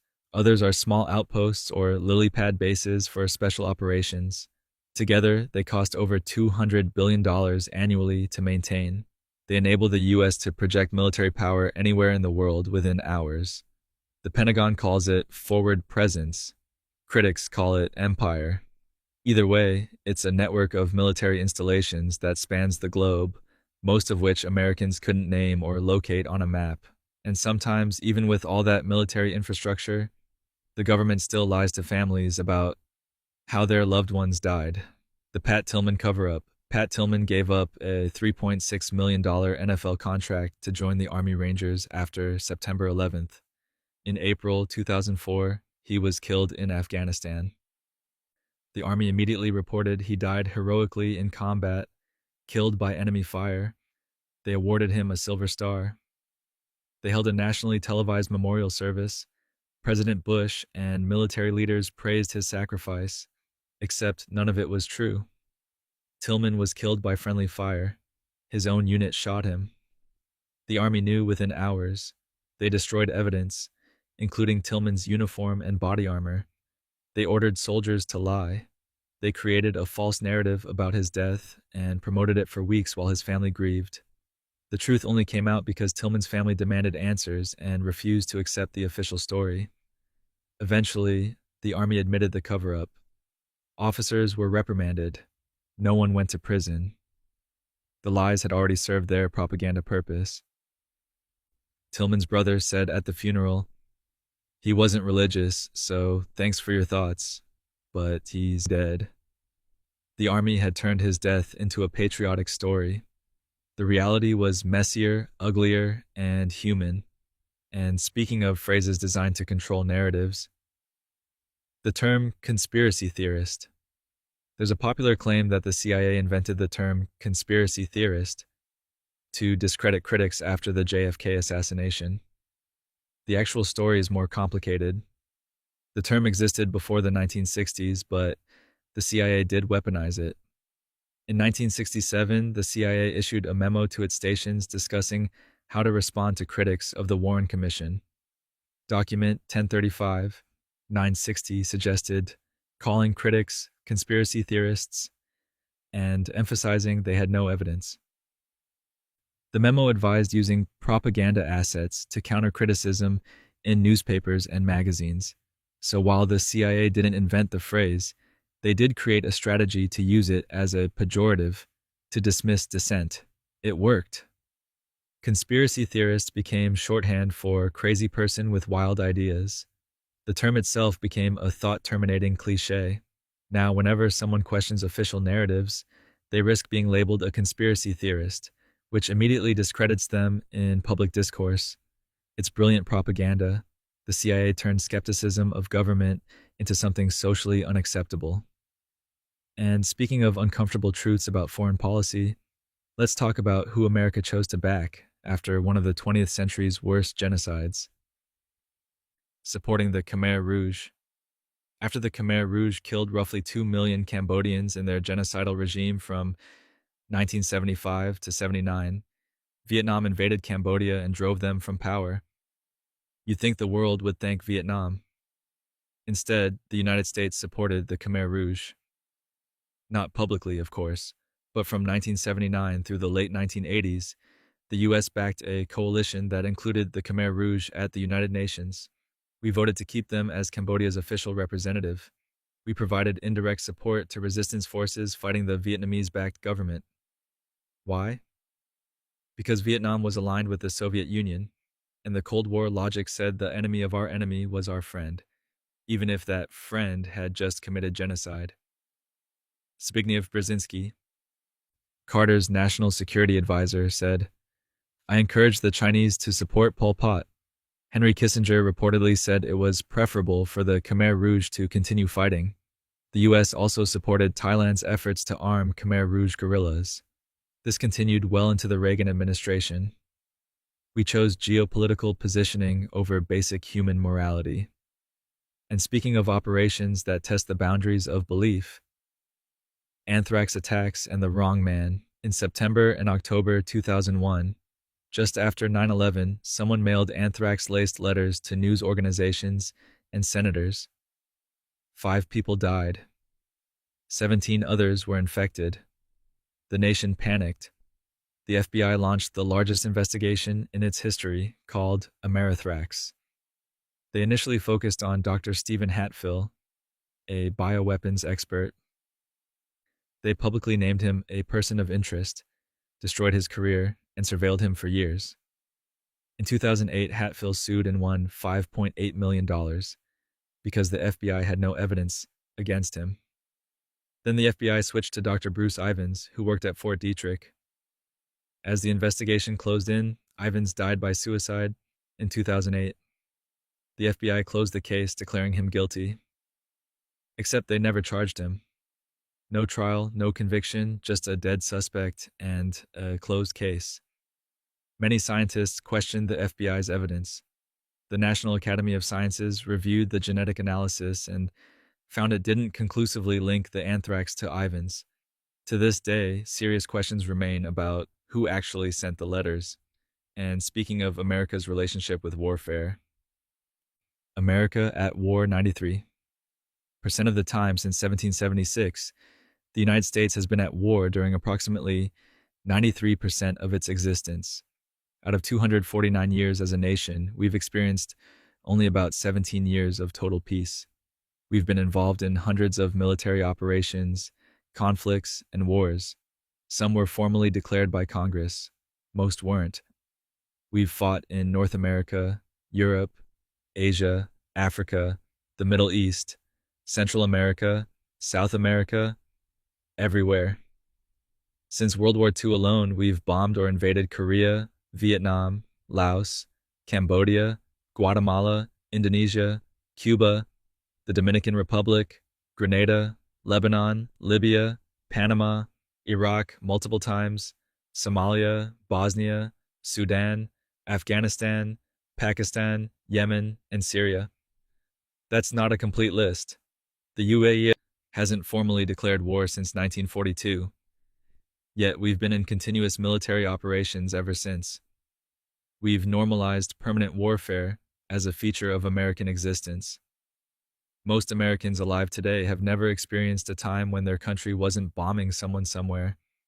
And speaking of secrets the government still keeps from that era of constant conflict, still classified JFK files. President John F. Kennedy was assassinated on November 22, 1963. That was over 60 years ago. The Warren Commission released its report in 1964. The House Select Committee investigated again in the late 70s. And yet, thousands of documents remain classified. In 2017, President Trump released some files but held back others at the request of intelligence agencies. In 2021, President Biden released more but kept approximately 3,000 documents fully or partially classified, citing national security concerns. National security concerns, about a 6-decade-old murder. What exactly needs to be protected? What's so sensitive that it can't be revealed after all this time? The official reason given is protecting intelligence sources and methods. The practical effect is sustaining conspiracy theories and public distrust. When the government refuses to release information about a president's assassination after 60 years, people naturally assume there's something to hide. Maybe there is, maybe there isn't, but the secrecy itself has become part of the story. And speaking of intelligence operations that were eventually confirmed, let's talk about drug trafficking in Southeast Asia. Air America and the heroin trade. During the Vietnam War, the CIA ran an airline called Air America. Officially, it transported supplies and personnel. Unofficially, it was deeply involved in the Southeast Asian heroin trade. The CIA worked with Hmong allies in Laos, who funded their operations by growing opium. Air America planes transported opium from remote villages to processing facilities. The heroin then made its way to South Vietnamese cities, where it was sold to U.S. soldiers and exported internationally. Journalists exposed this in the early 70s. Alfred McCoy's book, The Politics of Heroin in Southeast Asia, documented it in detail. The CIA denied everything. Then, decades later, declassified documents and testimony from CIA operatives confirmed the agency had looked the other way, or actively facilitated drug trafficking to support anti-communist forces. The exact level of direct CIA involvement remains debated, but their complicity is well documented. They prioritized covert operations over stopping the flow of heroin that was addicting American soldiers and fueling organized crime. And speaking of the human cost of that war beyond drug addiction, deliberate hospital bombings in North Vietnam. Throughout the Vietnam War, the U.S. claimed it avoided targeting civilian infrastructure like hospitals. Declassified documents and photographic evidence tell a different story. American forces deliberately bombed hospitals in North Vietnam. The Bach Mai Hospital in Hanoi was repeatedly damaged by U.S. bombing. The December 1972 Christmas bombing campaign hit residential areas, schools, and medical facilities. Photographs show destroyed hospital wards, killed medical staff, and dead patients. The Pentagon maintained these were accidents or that hospitals were military targets because North Vietnamese forces used them for military purposes. But pattern analysis of bombing targets shows repeated hits on the same medical facilities over extended periods. International observers, including physicians from Western countries who visited North Vietnam, documented the destruction and testified that these were functioning civilian hospitals providing medical care. The U.S. never acknowledged deliberately targeting medical facilities, but the evidence suggests precision bombing that hit hospitals wasn't always accidental. And speaking of deliberate harm inflicted on civilians, let's go back to the very founding of American colonialism. Infected blankets at Fort Pitt in 1763. During Pontiac's Rebellion, British forces at Fort Pitt faced a siege by Native American forces. Captain Simeon Ecuyer decided on a biological warfare solution. He gave smallpox-infected blankets to Delaware representatives during a peace negotiation. This isn't a myth or legend. It's documented in historical records. Ecuyer wrote in his journal, "We gave them 2 blankets and a handkerchief out of the smallpox hospital. I hope it will have the desired effect." His commanding officer, Colonel Henry Bouquet, had explicitly suggested this tactic in written correspondence. The smallpox did spread among the native population, though historians debate whether the blankets were the primary vector or if the disease was already present. What's indisputable is that British colonial officers deliberately attempted to spread a deadly disease to Native Americans during wartime. This practice became part of a longer pattern of biological warfare and disease used as a weapon against indigenous populations. The U.S. government inherited both the land and some of the tactics from the British colonial administration. And with that particularly dark moment from the 18th century, we've reached fact 58. Your eyes are heavy. The government's history is heavier. and there are still 43 more facts waiting in the darkness. Forced displacement of Japanese Americans.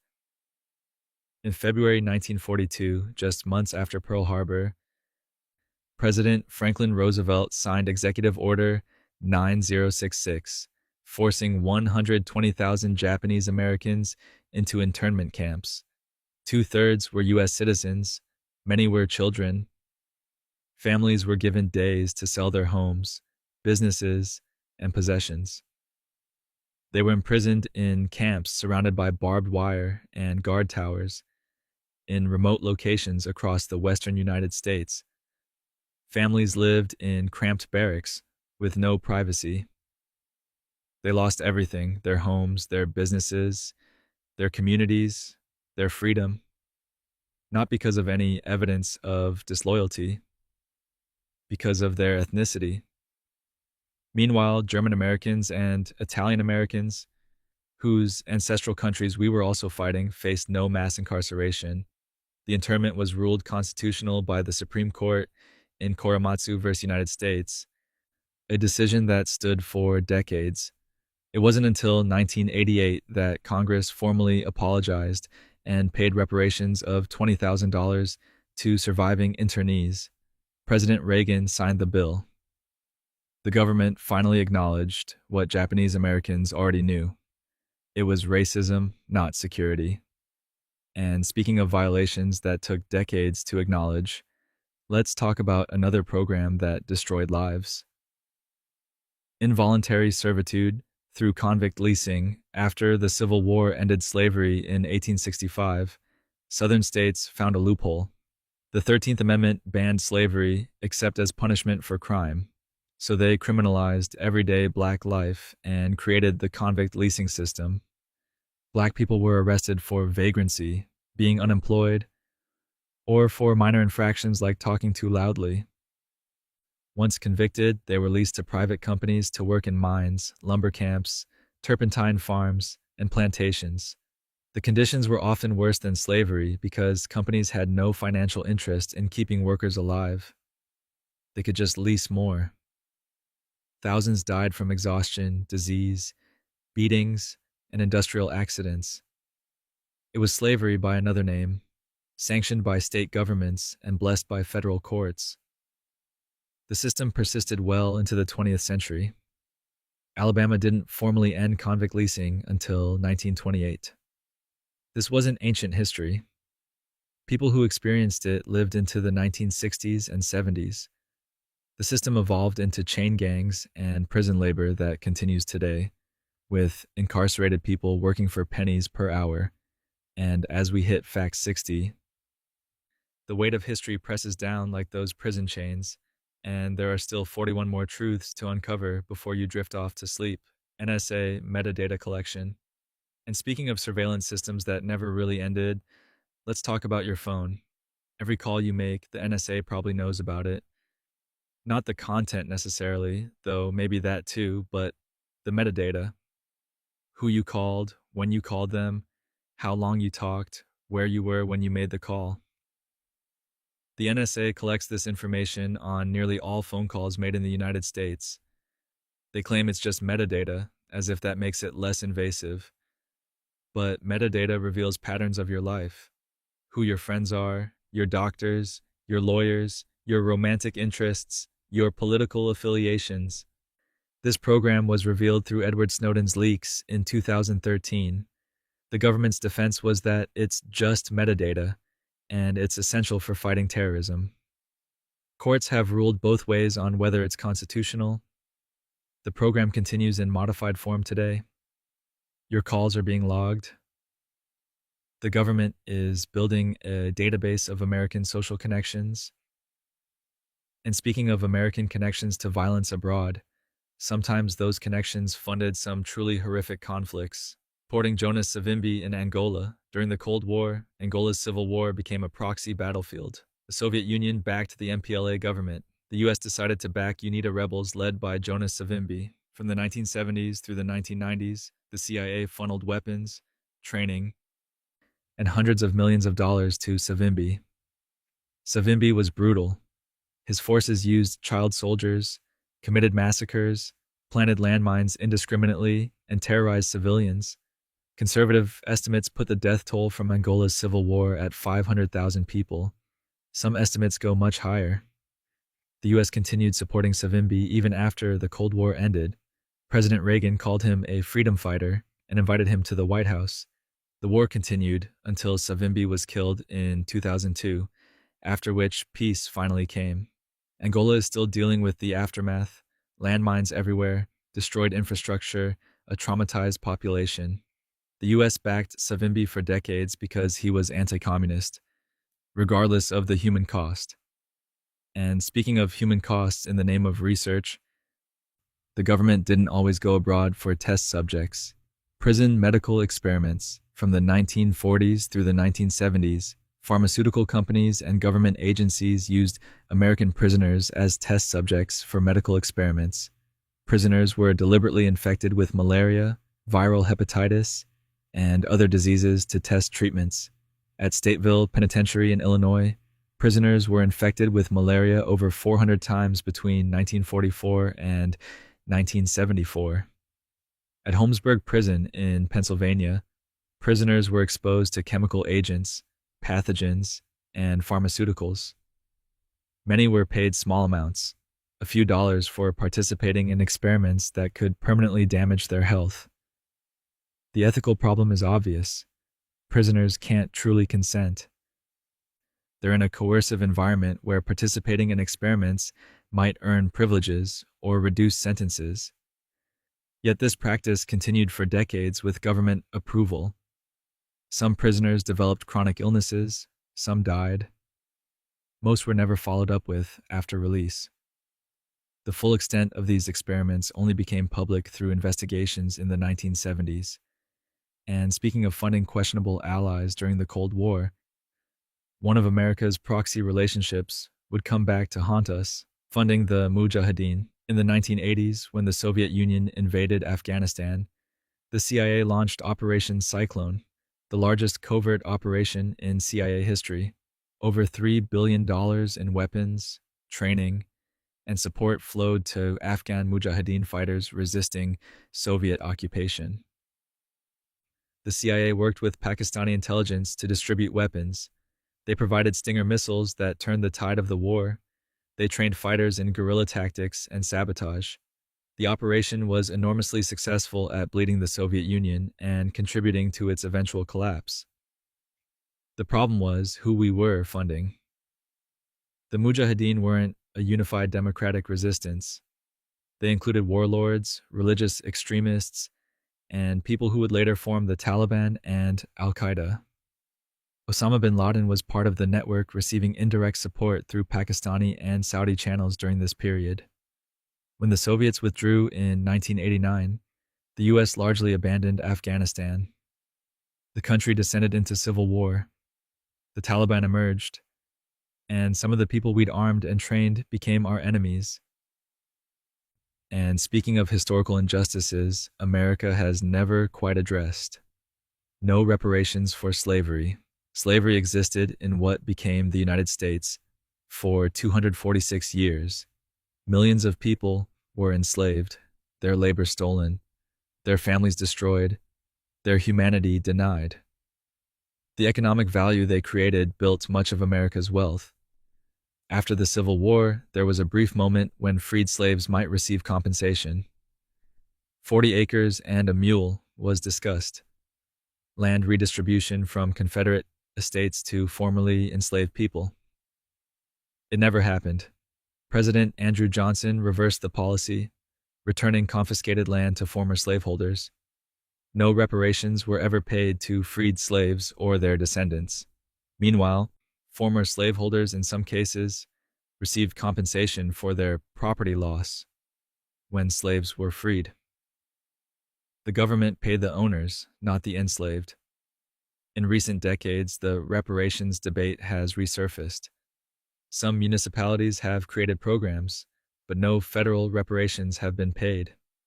The wealth gap between Black and white Americans, directly traceable to slavery and subsequent discrimination, remains enormous. And speaking of harm inflicted on Black communities, Sometimes it came from the sky, radioactive particles over St. Louis. In the 1950s and 60s, the US military conducted secret tests spraying radioactive particles over St. Louis. They mounted chemical dispersal equipment on buildings and vehicles in predominantly black neighborhoods and released zinc cadmium sulfide mixed with radioactive particles. The military claimed the tests were to create smokescreens to protect cities from Soviet attacks. They said the compounds were harmless. Decades later, researchers discovered the tests had used radioactive materials and that the military had specifically targeted poor minority neighborhoods. Residents were never informed. Children played outside while radioactive particles settled on their schools and homes. Some areas were sprayed up to 1,600 times. Studies have suggested potential links between the tests and cancer clusters in those neighborhoods.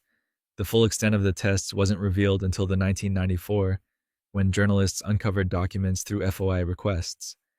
The Army maintained the materials were safe, but families affected remain unconvinced.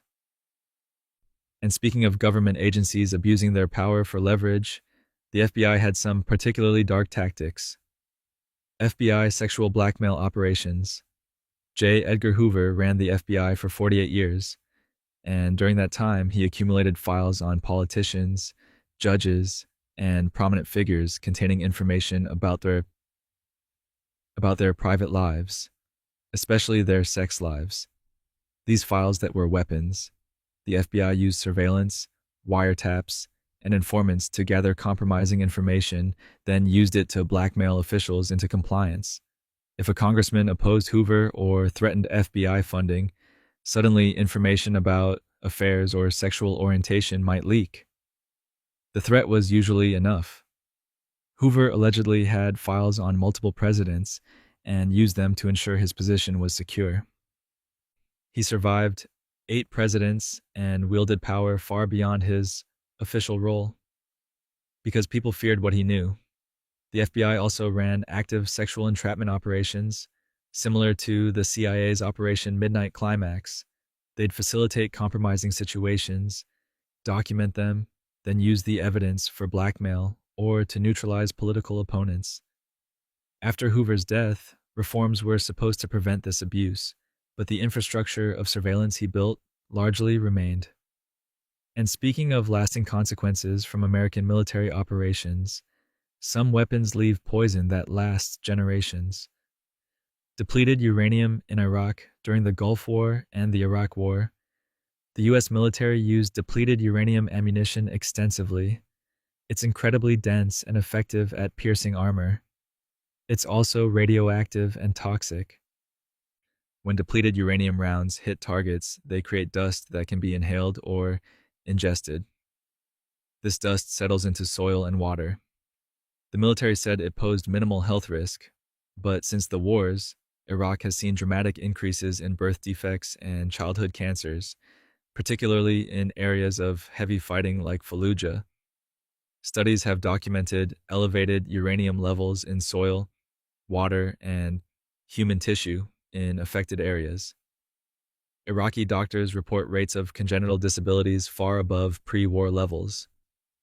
Some birth defects are severe and heartbreaking.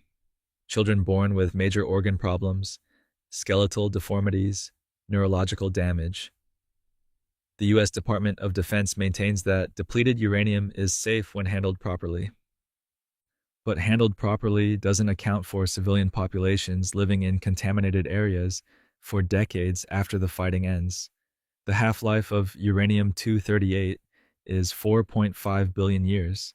And speaking of justifications for that war that turned out to be false, the WMD lies in 2002 and 2003, the Bush administration built the case for invading Iraq on the claim that Saddam Hussein possessed weapons of mass destruction. Secretary of State Colin Powell presented evidence at the United Nations. President Bush, Vice President Cheney, and other officials repeatedly warned that Iraq had chemical and biological weapons and was pursuing nuclear weapons. The invasion happened in March 2003. As troops searched Iraq, they found nothing. No stockpiles of chemical weapons. no biological weapons programs, no nuclear weapons program.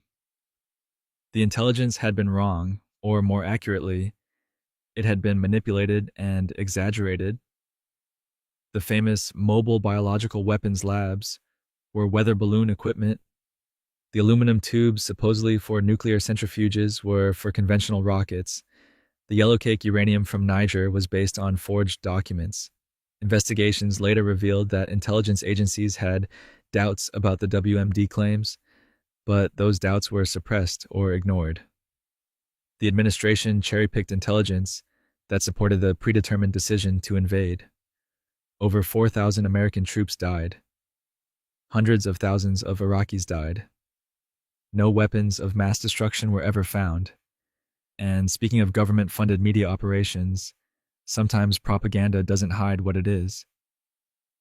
Radio Free Europe and Radio Liberty during the Cold War, the CIA created and funded Radio Free Europe and Radio Liberty, broadcasting stations that transmitted news and programming into Soviet-controlled territories. On the surface, they were independent news organizations. In reality, they were propaganda operations funded by American intelligence. Radio Free Europe targeted Eastern European countries. Radio Liberty targeted the Soviet Union itself. They broadcast pro-Western content, anti-communist messaging, and information designed to undermine Soviet authority. They were remarkably effective at circumventing Soviet censorship. The CIA's involvement was supposed to be secret. When it was exposed in the late 1960s, it caused a scandal. The stations were transferred to a more transparent government board, but their mission remained essentially the same. To be fair, they also provided genuine news that people in closed societies couldn't access elsewhere, but they were fundamentally propaganda tools, government-funded media designed to influence foreign populations. They still exist today, now called Radio Free Europe / Radio Liberty, openly funded by Congress, still broadcasting to countries where press freedom is limited. And speaking of American interventions, 50 radio stations barely scratched the surface. 50-plus government overthrows. Since World War II, the United States has attempted to overthrow or successfully overthrown more than 50 foreign governments. 50. Some were coups, some were invasions, some were covert operations, some combined all three. We've already mentioned Iran, Guatemala, Congo, Chile, and others. But the full list includes Indonesia, Brazil, Dominican Republic, South Vietnam, Ghana, Iraq, Afghanistan, Libya, Syria, and those are just the confirmed ones. The methods vary. Sometimes it's direct military invasion, sometimes it's CIA-backed coups, sometimes it's funding opposition groups, running propaganda campaigns, imposing sanctions designed to cause economic collapse and popular uprising. The justifications were usually anti-communism during the Cold War, then terrorism or humanitarian intervention afterward. The results were often disastrous: civil wars, dictatorships, destabilization that lasted decades. Very few Americans know the extent of this. It's not taught in schools. These interventions happened in the shadows, were classified for decades, or were simply never widely reported. And sometimes the government hurt Americans while claiming to protect them from foreign threats. Downwinders and atomic testing. From 1945 to 1962, the United States conducted over 100 atmospheric nuclear tests in Nevada. The mushroom clouds were visible from Las Vegas. Tourists came to watch. The government assured everyone it was perfectly safe. It wasn't safe. Radioactive fallout drifted over communities in Nevada, Utah, and Arizona. Thousands of people, called downwinders, were exposed to dangerous levels of radiation. They weren't warned. They weren't evacuated. They weren't even told they were being exposed. Cancer rates in these communities skyrocketed. Leukemia, thyroid cancer, bone cancer, diseases directly linked to radiation exposure. Children who played outside when fallout was drifting overhead. Families who drank milk from cows that ate contaminated grass. The government denied any health effects for decades. It wasn't until 1990 that Congress passed the Radiation Exposure Compensation Act, providing payments to downwinders and nuclear test workers, but many victims had already died, and the compensation didn't come close to covering the medical costs and suffering. The military knew the tests were dangerous. They monitored radiation levels. They just didn't tell the people living downwind. And speaking of people, the FBI monitored for surprising reasons. The FBI's Aretha Franklin file. Aretha Franklin, the Queen of Soul, one of the greatest singers in American history, had a 700-page FBI file. The FBI monitored her for decades because she sang at civil rights events and associated with activists. The FBI was particularly interested in her connection to the Black Panther Party and her friendship with Angela Davis. They tracked her concert appearances, monitored her travel, and noted her political associations. Being friends with the wrong people and singing at the wrong events made you a surveillance target. The file shows the FBI was concerned about her militant connections, as if being a black woman who supported civil rights was inherently threatening. They monitored her European tours, concerned she might spread anti-American sentiment abroad. Aretha knew about the surveillance. She spoke about being monitored and having her phones tapped. Like Einstein, John Lennon, and Martin Luther King. She was considered a threat simply for using her platform to advocate for justice. The FBI was more concerned with watching artists and activists than with actual threats. And speaking of things the government watches but won't tell us about, classified UFO documents. The US government denied having any interest in UFOs, or UAPs, unidentified aerial phenomena. That changed recently when the Pentagon admitted that, yes, they've been investigating these things all along. Thousands of documents remain classified. Military pilots have reported encounters with objects performing maneuvers that seem to defy known physics. Some incidents were captured on radar and infrared. The government has acknowledged these encounters are real, but most of the details remain secret. What do they know? What have they recovered? What explanations have they ruled out? The classification continues. In 2023, Congress held hearings where former intelligence officials testified about crash retrieval programs and non-human technology. The Pentagon denied these claims, but the documents that might prove or disprove these claims, still classified. Maybe there's a mundane explanation. Maybe it's foreign technology. Maybe it's something else. What's certain is the government has information they're not sharing, and that secrecy fuels speculation. And speaking of operations that sound like science fiction but were entirely real. Acoustic Kitty. In the 1960s, the CIA had an idea. What if we could use cats as mobile listening devices? So they launched Project Acoustic Kitty. They surgically implanted microphones, radio transmitters, and antennae into cats. The plan was to release these modified cats near Soviet embassies and eavesdrop on conversations. The first field test was reportedly a disaster. They released the cat near a Soviet target in Washington, D.C. It was immediately hit by a taxi. The cat died. The operation was over. The CIA spent about $20 million on the project over 5 years before abandoning it. The main problem, beyond cats getting hit by cars, was that cats don't follow orders. You can't direct a cat to go sit near specific people. Cats do what cats want. The project was declassified in 2001. The CIA admitted it happened, but claimed the taxi story might be apocryphal. Either way, they definitely tried to turn cats into cyborg spies. And speaking of operations with much darker consequences than dead cats, supporting genocide in East Timor. In 1975, Indonesia invaded East Timor. Over the next quarter century, Indonesian forces killed 300,000 people, about a third of East Timor's population, through direct violence, starvation, and disease. The United States knew about the invasion before it happened. President Ford and Secretary of State Henry Kissinger met with Indonesian President Suharto just hours before the invasion began. They gave him a green light. Indonesia was an anti-communist ally.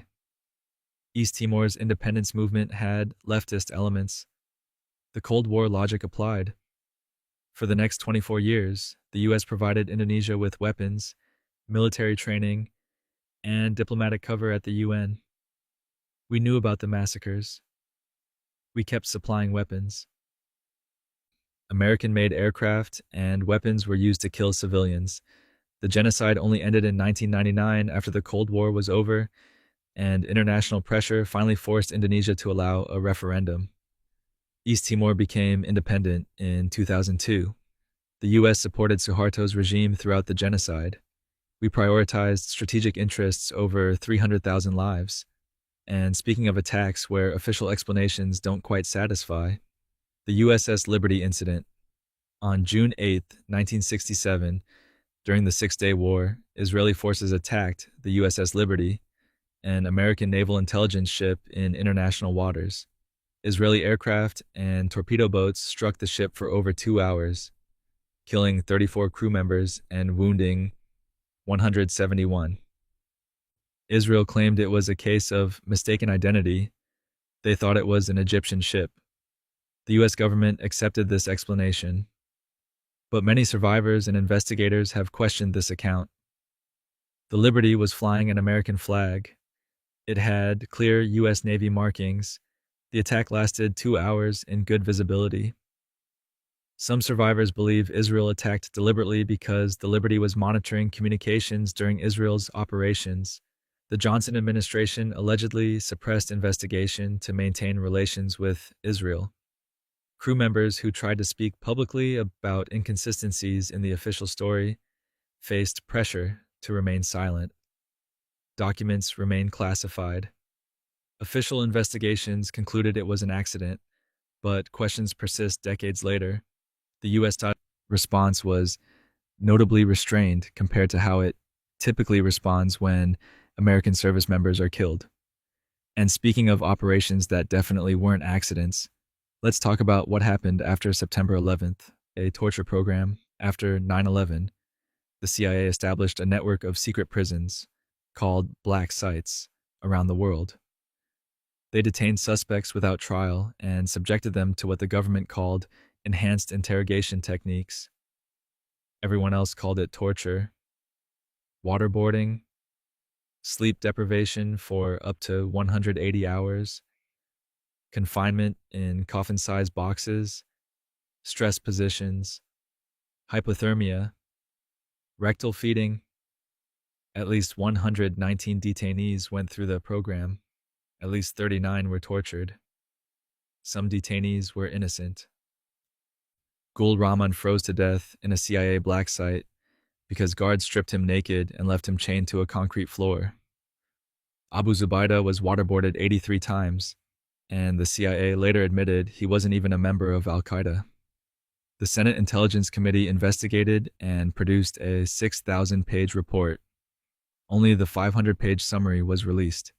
It concluded the torture was brutal, ineffective, and that the CIA lied about it to Congress and the president.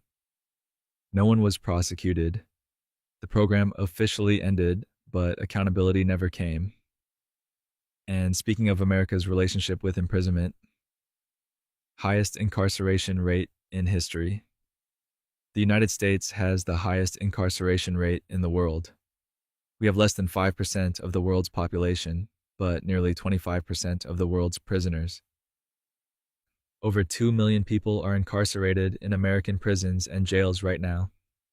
This isn't because Americans are uniquely criminal. It's because of policy choices, the war on drugs, mandatory minimums, 3 strikes laws, harsh sentencing guidelines. These policies disproportionately affected Black and Latino communities. The incarceration rate increased 700% from the 1970s to the 2000s. Private prison companies profit from this. Communities are destroyed by mass incarceration. Families are separated.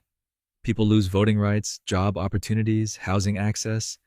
The U.S. incarcerates more people than authoritarian regimes we criticize for human rights violations, We imprison people at higher rates than Stalin's Soviet Union at the height of the gulags. That's not hyperbole, that's statistical reality. The system is designed to maintain itself. Prisons need prisoners. And speaking of controversial government decisions with global implications, gain-of-function research funding, for years, the US government funded research that involved making viruses more dangerous, called gain-of-function research. The idea was to study how viruses might evolve to better prepare for pandemics. The risk was creating more dangerous viruses that could escape the lab. The National Institutes of Health funded coronavirus research at the Wuhan Institute of Virology in China through grants to EcoHealth Alliance. This research involved modifying bat coronaviruses. When COVID-19 emerged from Wuhan, questions arose about whether lab research could have been involved. The exact origins of COVID-19 remain disputed, but what's clear is that the US government funded risky virus research at a lab in the same city where a pandemic started, then initially dismissed lab leak theories as conspiracy theories. Congress has held hearings. Documents show the research was riskier than initially disclosed. Some officials denied funding gain-of-function research, then later acknowledged it met the technical definition. Whatever the origins of COVID, the controversy revealed that the government funded potentially dangerous research with insufficient oversight in foreign labs, then wasn't fully transparent about it. And with that, we've reached fact 80. 21 more remain. Your eyelids are heavy. The government's secrets are heavier. FBI agents provocateurs in anti-war movement. And speaking of infiltration, the FBI didn't just watch the anti-war movement during Vietnam. They actively tried to destroy it from within. They planted agents provocateurs who encouraged violence, created division, and committed crimes to discredit peaceful protesters. These agents would show up at meetings and push for radical action. They'd suggest bombing campaigns or violent confrontations. When activists resisted, the agents would create factions and splits. Some planted evidence, others committed acts of vandalism and blamed activists. The goal was to turn public opinion against the anti-war movement by making it seem violent and extreme. It worked remarkably well. Many groups collapsed under the pressure of internal suspicion and external prosecution. Years later, these operations were exposed, but the damage was permanent. And speaking of damage the government did to Southeast Asia, more bombs on Laos than Japan. We mentioned the secret bombing of Laos earlier, but here's the scale. The United States dropped more bombs on Laos than on Japan during all of World War II. Japan, an industrialized nation we fought for years. More bombs than that dropped on a small, neutral agricultural country. Over 2 million tons on Laos.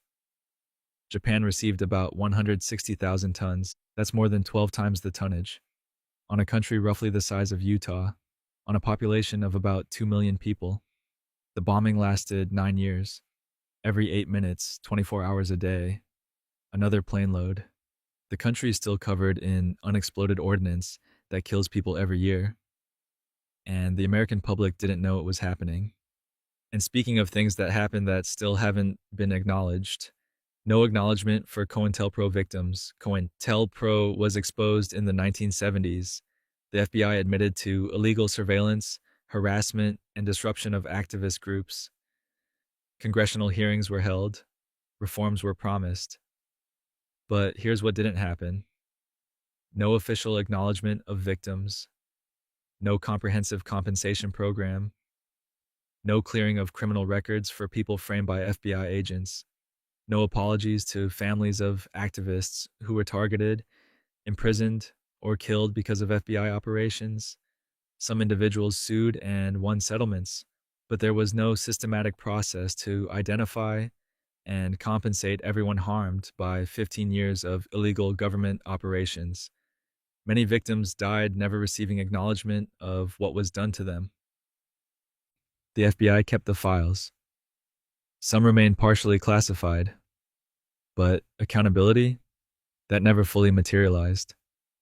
And speaking of government control of information, Operation Mockingbird. In the 1950s, the CIA launched Operation Mockingbird, a a program to influence American media. They recruited journalists from major news organizations to serve as intelligence assets. These journalists would plant stories, gather intelligence, and shape coverage to favor CIA interests.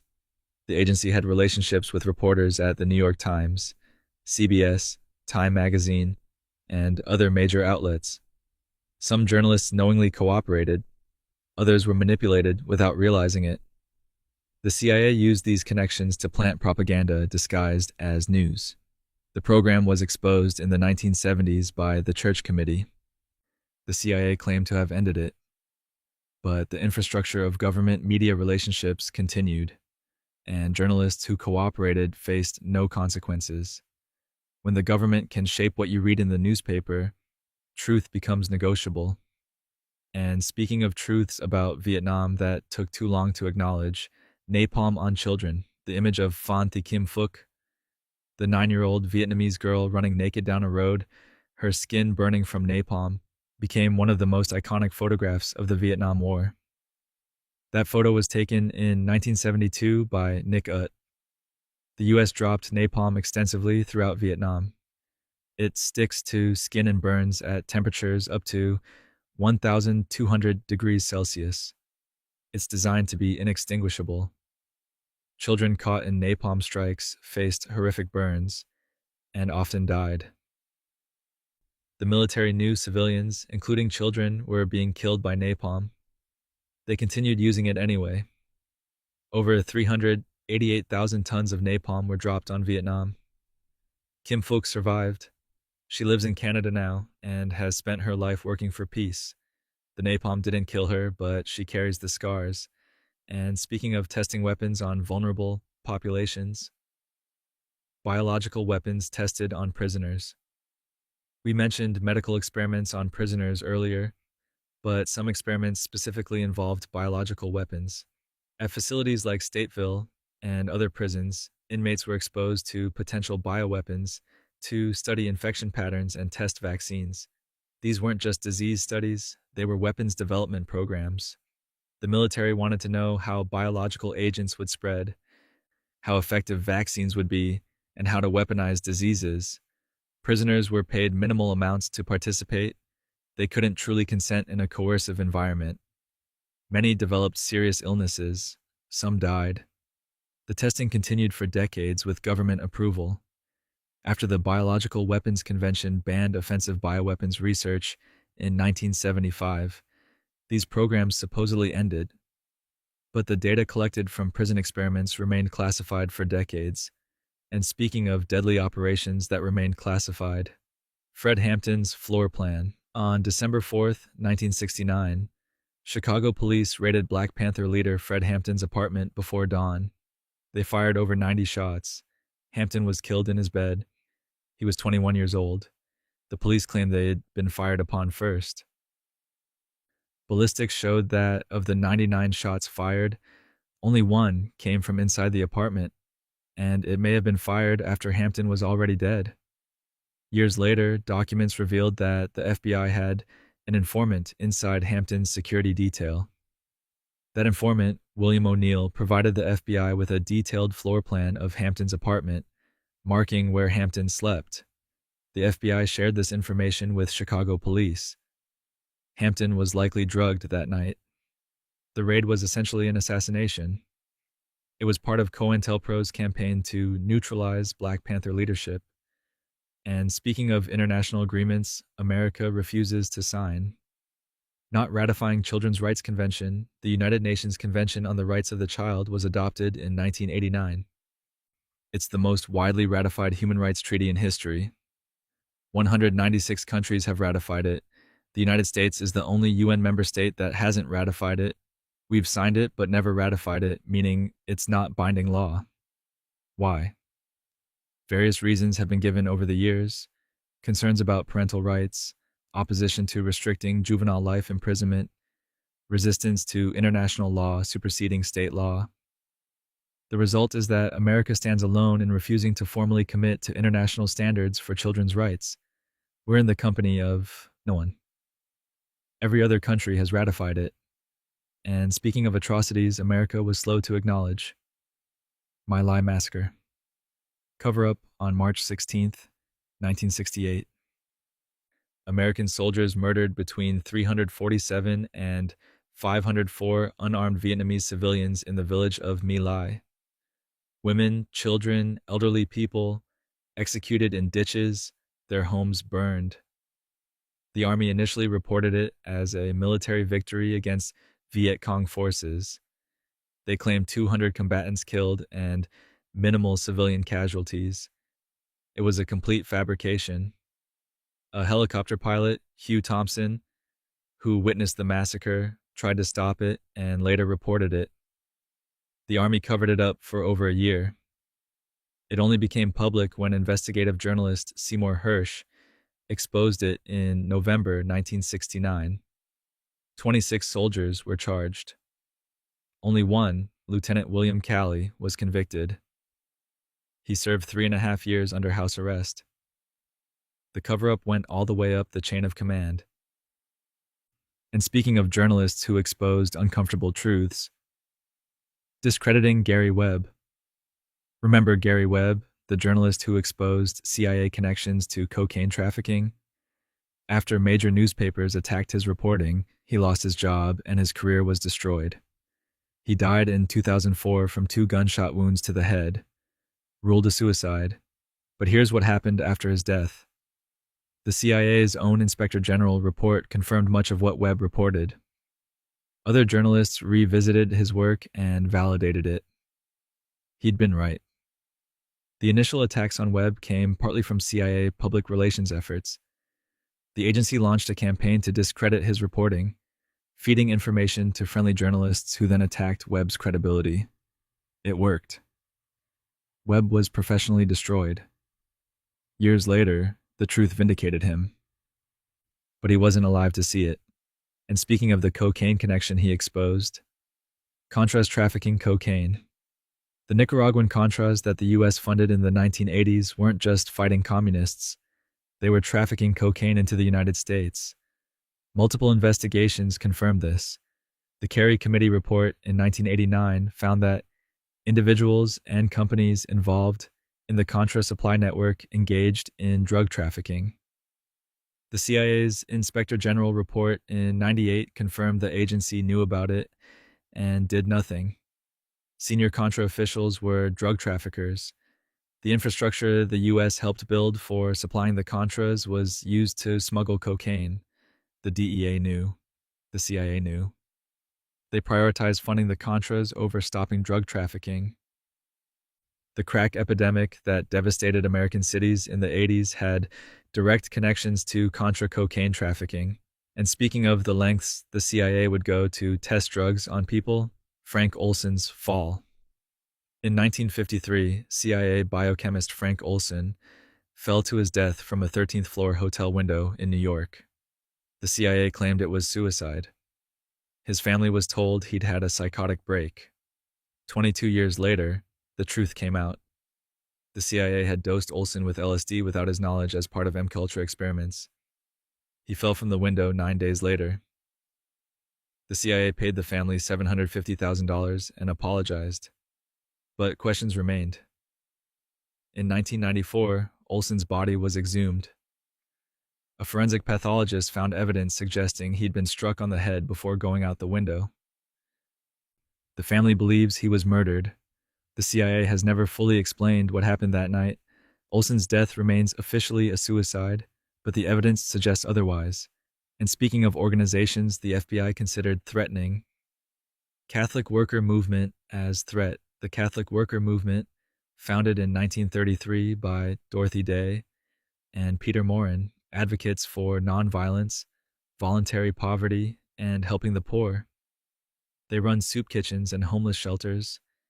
They're pacifists inspired by Catholic social teaching. The FBI considered them a threat. They maintained surveillance files on Dorothy Day and the movement for decades. Why? Because they opposed war and advocated for social justice. During the Vietnam War, some Catholic workers engaged in civil disobedience against the draft. This made them FBI targets. The Bureau infiltrated Catholic worker houses, monitored their meetings, and tracked their members. A movement based on feeding the hungry and opposing violence was treated as a national security threat. The files were released decades later. And speaking of secret operations that lasted for years, 4 years of secret bombing. We've mentioned Cambodia multiple times, but it's worth emphasizing. The United States secretly bombed Cambodia for 4 years before Congress found out. From March 1969 to May 1970, the bombing was completely hidden from the American public and most of Congress. President Nixon and Henry Kissinger ordered it. They falsified reports to hide it. Pilots were told to lie in their mission logs. The bombing campaigns were given false coordinates in official records. When it was exposed, it became part of the articles of impeachment considered against Nixon. The secret bombing contributed to his downfall, but only after 4 years and hundreds of thousands of tons of bombs had been dropped. Entire sections of Cambodia were destroyed without Americans knowing it was happening. And speaking of information that's still being kept from Americans, classified September 11th, Saudi Connections. 28 pages of the congressional report on September 11th were classified until 2016. When finally released, they detailed possible connections between Saudi government officials and some of the hijackers. 15 of the 19 hijackers were Saudi nationals. Some had connections to individuals in the Saudi government. The extent and nature of Saudi government knowledge or involvement remains disputed. But significant information is still classified. Documents remain sealed. Congressional members who've read classified briefings say they paint a different picture than what's publicly known. The U.S. maintains close relations with Saudi Arabia despite these questions. Oil and geopolitical alliances matter more than transparency about who helped fund the worst terrorist attack in American history. And speaking of MKUltra techniques, we haven't covered yet. Hypnosis in MKUltra beyond LSD and drugs.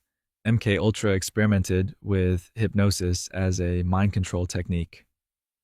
The CIA wanted to know if they could create Manchurian candidates, assassins who could be programmed through hypnosis and wouldn't remember their actions. They experimented on unwitting subjects, trying to induce hypnotic states and implant suggestions. Some experiments combined hypnosis with drugs. They wanted to create controllable agents who could commit acts without conscious memory. The results are largely classified. What we know suggests it didn't work as envisioned. You can't reliably turn people into programmed assassins through hypnosis, but the CIA spent years and significant resources trying. The full extent of hypnosis experiments remains unknown because 90% of MKUltra files were destroyed. And speaking of statistics, we've mentioned that bear repeating.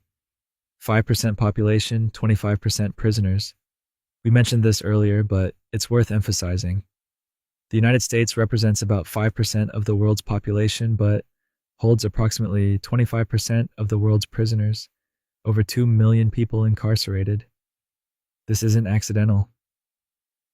It's the result of decades of policy choices: the war on drugs, mandatory minimums, 3 strikes laws, cash bail systems, and private prisons that profit from incarceration. Black Americans are incarcerated at more than 5 times the rate of white Americans. The system disproportionately targets poor communities and communities of color. No other democracy incarcerates people at these rates. We imprison more people than authoritarian regimes. This is by design, not accident, and it continues today. And speaking of conditions veterans faced that the government denied, Gulf War syndrome lies. After the 1991 Gulf War, thousands of veterans reported chronic illnesses, fatigue, muscle pain, cognitive problems, headaches.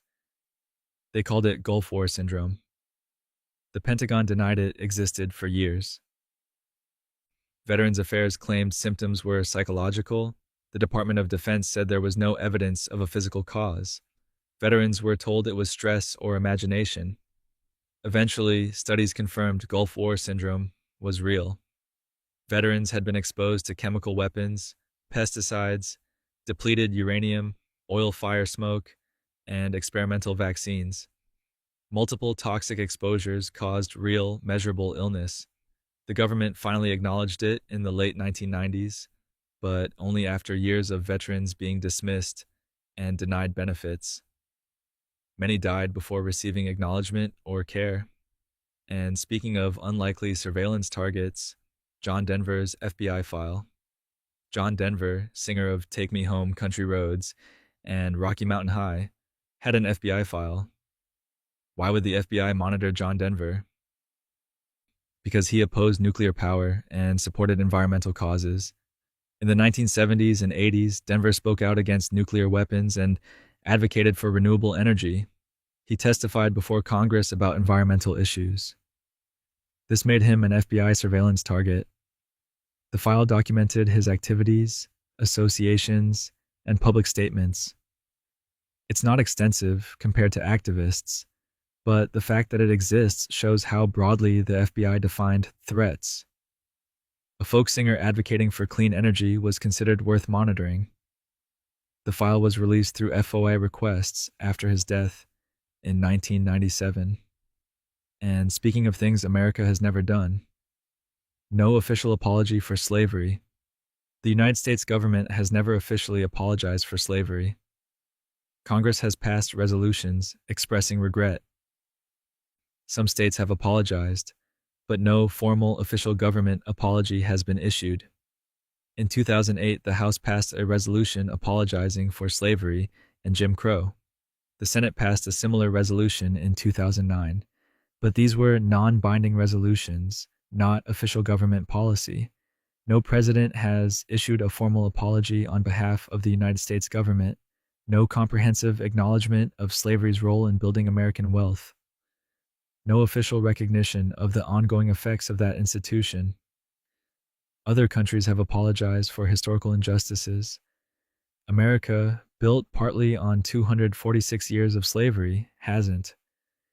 And speaking of accountability that never came, whistleblowers paid the price. Here's the final truth. Most of what you've heard tonight only came to light because whistleblowers risked everything. Daniel Ellsberg leaked the Pentagon Papers and faced espionage charges. Edward Snowden revealed NSA surveillance and lives in exile. Chelsea Manning exposed war crimes and spent years in prison. Frank Olson questioned MKUltra and ended up dead. Gary Webb exposed CIA cocaine trafficking and was professionally destroyed. Jeffrey Sterling went to prison for allegedly leaking information about Iran operations. These programs were designed to remain secret forever. They only became public because individuals decided truth mattered more than their safety, careers, or freedom. Most whistleblowers face prosecution, not protection. They're called traitors, not heroes. And the systems they exposed often continue in modified forms. That's how we learned 101 dark facts about government operations. Someone broke the rules to tell us the truth. And with that, we've reached the end. And that brings us to the end of our journey through the shadows of American history. 101 facts. 101 moments when the government decided that ethics were optional and accountability was for other people. From Tuskegee to Wuhan, from MKUltra to mass incarceration, from poisoned alcohol to poisoned information. The most unsettling part isn't that these things happened. It's that most of them only stopped because someone broke the rules to expose them. And some of them never really stopped at all. They just got better at hiding. But here's the thing. Knowledge is power. Even uncomfortable knowledge. Especially uncomfortable knowledge. The first step toward preventing future abuses is remembering past ones. So tonight, as you drift off to sleep, be grateful that at least you live in an era where these secrets eventually come out. Even if it takes 50 years. Even if the people responsible never face consequences. And remember, the government that did all these things is the same government that promises it's learned its lesson. Sleep tight.